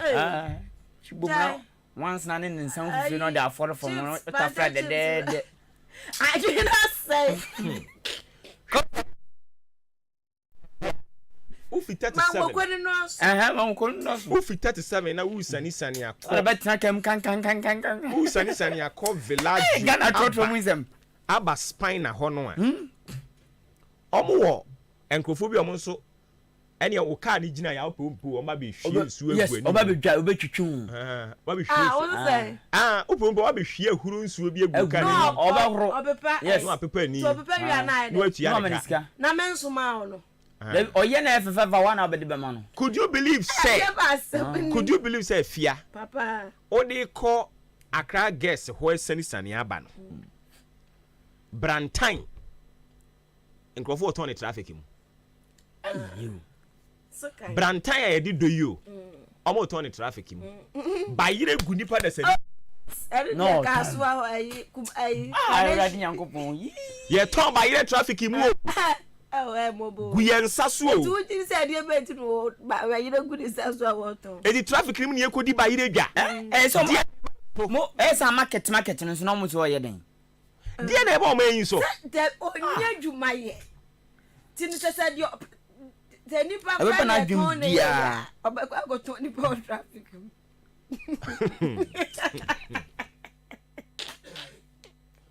Hey, Mobo. On my way. Are you serious? Ubeda ye ti wuti opem na ye dia. Ye to brantain traffic mu. Enye se mpanimfo ni hu ye o. Ono kura waje ba question ka. O we to bi. Ode ko. Afi dia brantain ye to no traffic mu. Yo. Bayire. Mobo. Shoe. Pano. Bibia ebenya bi wo traffic. Pano gunfutru na ka twema. Ne dimika tititi ensa wo ko yi. Enfutru tu ne e ton pano wo. Ene ya chofi. Chofi aja so papa so. Ye betare so. Bagana system ne to sa brofo system a kebenya cho. Onyame a wo hwe Ghana so so ye soronko. Oh yeah. Ampo Ghana ye probity say Italy, Germany kebenya cha papa. Because I fear ebe ko nuanu ebe di enfutro ti sabo abunfutro isei ne there be Ekugu aduano am wako di. Why yari a wako hospital ne nso a. Formula wo ho nye papa. Mo. Formula wo hospital ho no nso nye papa. Show that government hospital, a whole government hospital. Oba yem potem ha no a referral. So edru for refer ba, atiase refer ba, asenia cross man so refer ba. Masiom di trust kan kran. Ofonsia yibi e refer ba. When chifo e be refer ba. E anase e bia emfa so mo de ka so mo nko e yakwatia. Empotem afo nyina refer ba but afia. Odi opa me yenko government hospital ho, ne yenko to, ne yenko hade. Yes, a government hospital referral. Yanwini nipa nkwa ho. No obi yare yesi on to petrungu ambulance mo onto ya yemfa no koyi. Ampa so otena wa mo bi mu na common scam no kotoyi. Odwen nipa ho. Onwi nipa ho. Eye mo me emfensi mo na. Nsam ne dos. Ade tantan we nipa tena ho a okoka om de ano de be fefa ho san ne. Oh. Mama na. Ni ebube ebe bank se. Cholete bra. Achimfo bebebre ha adwen dodo. Bibiri na e corrupt. Ebe na e corrupt. Okay, mama na senior fancy na na ye homra.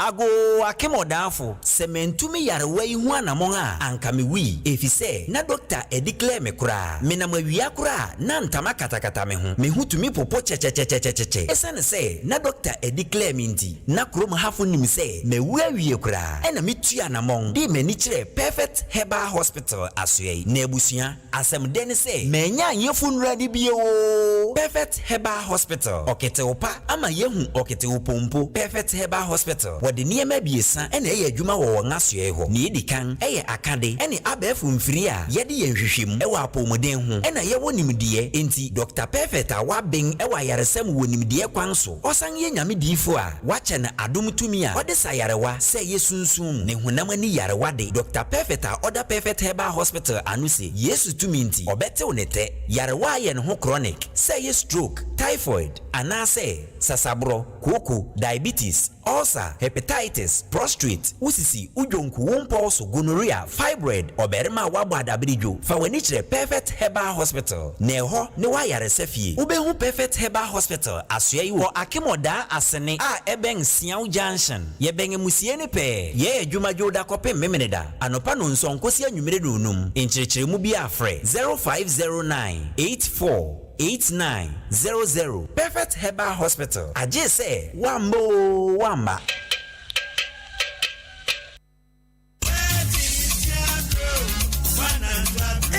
Efia mi hu wache papa mba na nse yade a me yade ye enye odunfo bi na che me kumi herbal tea anka sabrey adibone adome na aka ho asem ya na ebia kumi herbal tea de eboa ema enkwamo woni paduam gyan na so yie na sanya hoden akutie nyarwa hodo a ewoni paduam eye tea bag anopa bia oyi ba ko de tun so hye mu a minute be se du ekosi dunum entem no na wanom enwumre nso saa bere wode de wi a wo koda enipa do pi ananom kumi herbal tea ni bi a wodi ho adanse oha hodo bi ewoni paduam no kumi herbal tea ebe afi ho ama sano nso se oba pemfo obi o makoda nufuo ana akoda woni mfinhia edudie adre wontimi enum bi ubenya kumi herbal tea ebia to ewe bia oton no ahodo kumi herbal tea Yesu Mo Herbal Center ensano adwuma Dr. Paul Kumi Minta daso ya no obetimi afre no ewo 0248716402 0248716402 ana 0503785656 0503785656 Kumi Herbal Tea na eye immune system support FDA age adwade nkratoi atum Amafo we dia me chiamu o eye ne genchia nko a yes adepa ane ton ho sesi ide ODI Electronics wa chimda nkwantanim ye ne MTTD ebo hwanimu no oyiwa ye dia begumi se dewa se wo paint atode a paint wo dan usuku dan wa sorry bibi bia di paint ye no enwon twetwede bra ODI Electronics ye di paint so ba be wo no na fa a painter fo adamfo edansifo adamfo ye ne ye di aba no ebo adida paint so ha no unya ne baabia na oba ODI Electronics uto TV no na uto fridge na uto fan na uto air condition eba home appliances wo dan ne patam dia yete so brand a wonim no ene yeton afedie it is becoming your one stop shop a wo ba ha ubenya paint ne ho kwani ba nyina ato asenso anya home appliances ene ho akade ODI Electronics achimda ene yebutuo sa wo pe enkabo mu nchemu bia frɛ 053-9500-514 053-9500-514 sɛ woyɛ painter na wobɛtɔ painti ɛwɔ ODI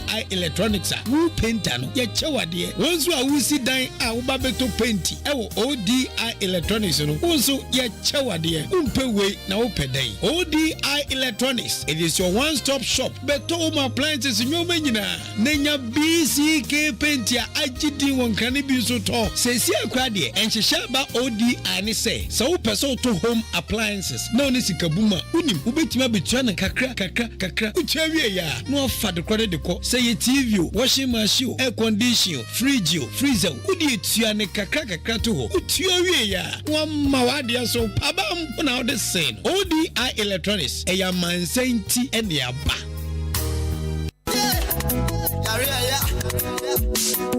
driver jine na fa me ko obade ensa wom herbal clinic na me fa mani ko twa mansa ko kadienti a obia de ne yade ko hono mu a won fa ne yade ensa mafie bi na onya na yaresa wo pani besi na me fa nko na so kwadwo ayaresa mo yade wo mo say yade bia ha obia wo kwa wo mbesa hwe yade bi ti say stroke hypertension fibroid infertility diabetes hepatitis hypertension sexually transmitted disease prostate cancer infertility anasempo udwale na wuti wo ho saa wuti wo ho gria obo wa kuhu mesra yade aka wa to dem yade bia help ya wodi kopie mo obade ensa wo mu heba clinic a won beti ne te say ye yefunu yade ana wuti pai wuntumi ngo bema ana oba ntumi ngo oba wo ne bema da wo huntumi nsane wo bema wo de boss wa no agye mu yade be ne ha wo wona se na atatai ana se wa honhono moja broso ana wuni moja wani ase ye fita say ye nkrodo yade bia help ya obade ensa wo mu heba clinic timi say te say ye 100 cedis 120 150 ekwesi 200 Ghana cedis obema ho adura kwa akonom ama watimi anya wapom di amapa na se wuko yi folder wuko hu doctor ye screening ehunu ba bia yade ne hye ni nyina ye free mitwika wo krom ha obia formation a ne ho adanse enko an odie doctor no yade wa bene kwana kwaje ayalehwe obade ensa wo mu heba clinic ewo achim odan ada a eben masalachi so mills wonom pe number no 0532333372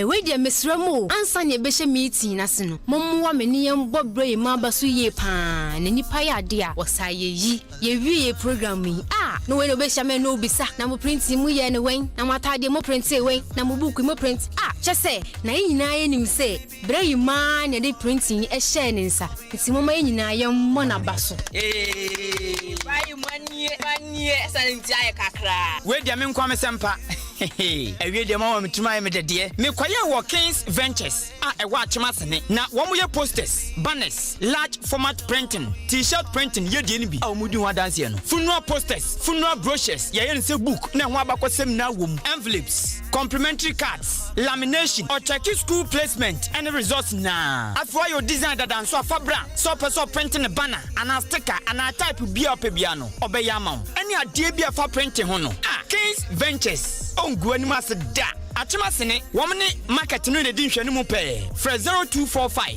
870-205 and 0209-439-933. Kings Ventures and Unti program Bia Bakoswa, a one in the right place. I was a moko, Namco Prentamoniama, a books in the Akanina. Nanika Samne say, or Tibane a humanity, a brief Bian service no, or Baba Jediope amount, the Hian say, Obetina Humem, Naukoa, Warankasa Obecheke, you go feel them. You don't respect my decision. Best man capsules and yasa pajamuno enmienhini no enutai no ehabama no yasai de biaka ho amemwa de ne papa onumani chirebeyin na bema na ekro no best man capsules me secret ni say best man capsules and a man no numa say yensi me fomu bema bia ma ne sanka bi so sisi na ya the new best man capsules ura baby eto no bia na ye bema bisasa ope the new best man capsules is Child Herbal Center amwo suhum Hamza Street and Akofa Best Man Capsules. Ayasa Simu Kinafu Frekuadiaba. Say, the confidence crowd peja. Nemanwe, Obian to be common kumu ewofi. Bemana Nijia Watonyomuno, no Banusu Fili. Pedro Bito, Akimoda, LB Amwafu, Otiniba, Kennedy Drugstore, always, Chumesi Drugstore, Kofisco, EK, Asimai, Otauzungu Junction, Masari Drugstore, Nkwantanum, Kuforidia, Beno Pharmacy and Delight Pharmacy, Kede, Martin Kumi, Accra, Repash, Nana Buache, and his workhaver. Oh, Padudua, for 020-8288-099. MMA, Munyameswe, Yeni, Nanebo, Kengenga. One day, no matter you are. One day, Tanya Utibia, Vivian Blantier, so far went to you. One day.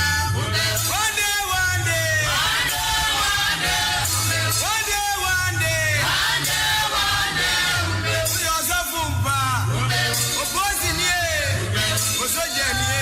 One day, I'm on Penny. So whenever you, so far went to you, so far went you. Pablo Neko, one day. Ghana Adisie, Obuoba Ofore Amanfo Emamo Ache, Ediba Ahenkan 93.3 FM. Tuesday, 4th March 2020. Say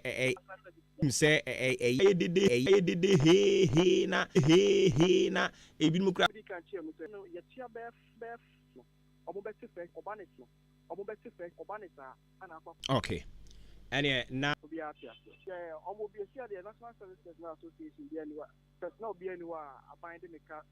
February and I buying a by your view, you are now watching and no at your chain a bon on Kuni, almost so, yeah, train won. Omunion, a year, Omunion, a year, over them names here, but it's Child Herbal Center, wow, sis, Oko Jones or so, at some down, a Simen Old Town Sonny Harry Pale 024496, you marry my yeno Eddie. Also free Abuabona call that 189. A idea one more hair say ye if you have my one toe. O pros Nyarwa Sane Brebo Num 509 near to me abuao. In rice cooker blend B was the more day. One more check 5 of bad yen Sawum Herbal Center and I will be who or bad this year now with the any hem 5 bread and I chat on more free no idea drew back can say 150 walk or 372 and far.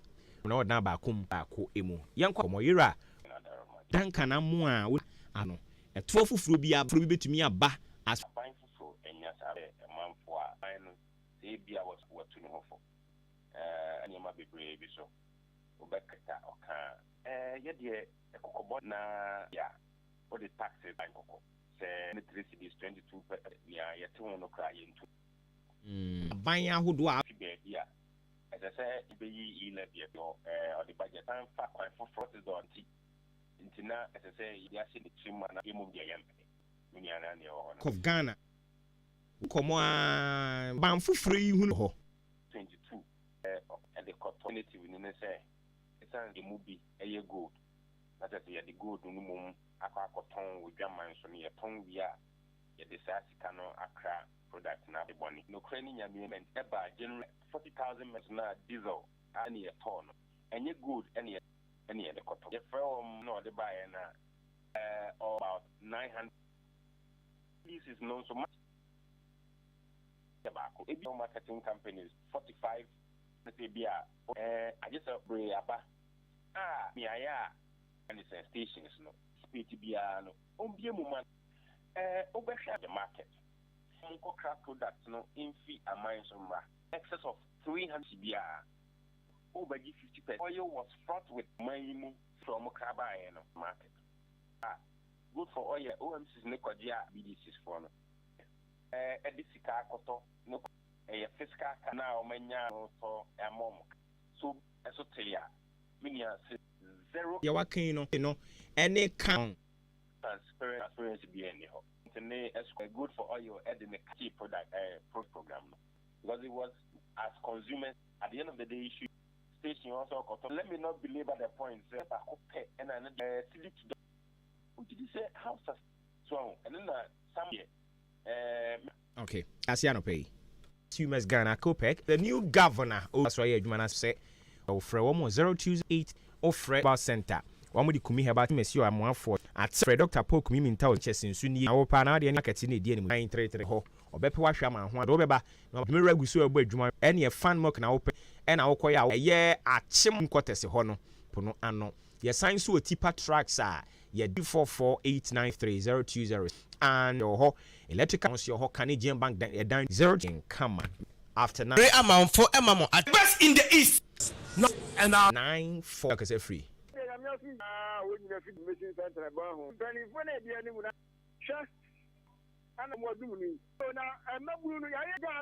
Hey. Me ba chon so betumi yom se prem.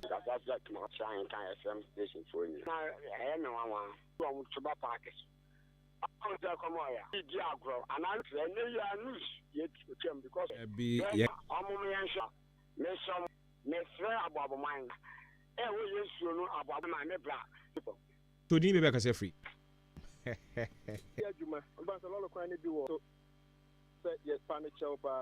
The man to Daniel Minya Bawo da happy wampon ayensu ni morning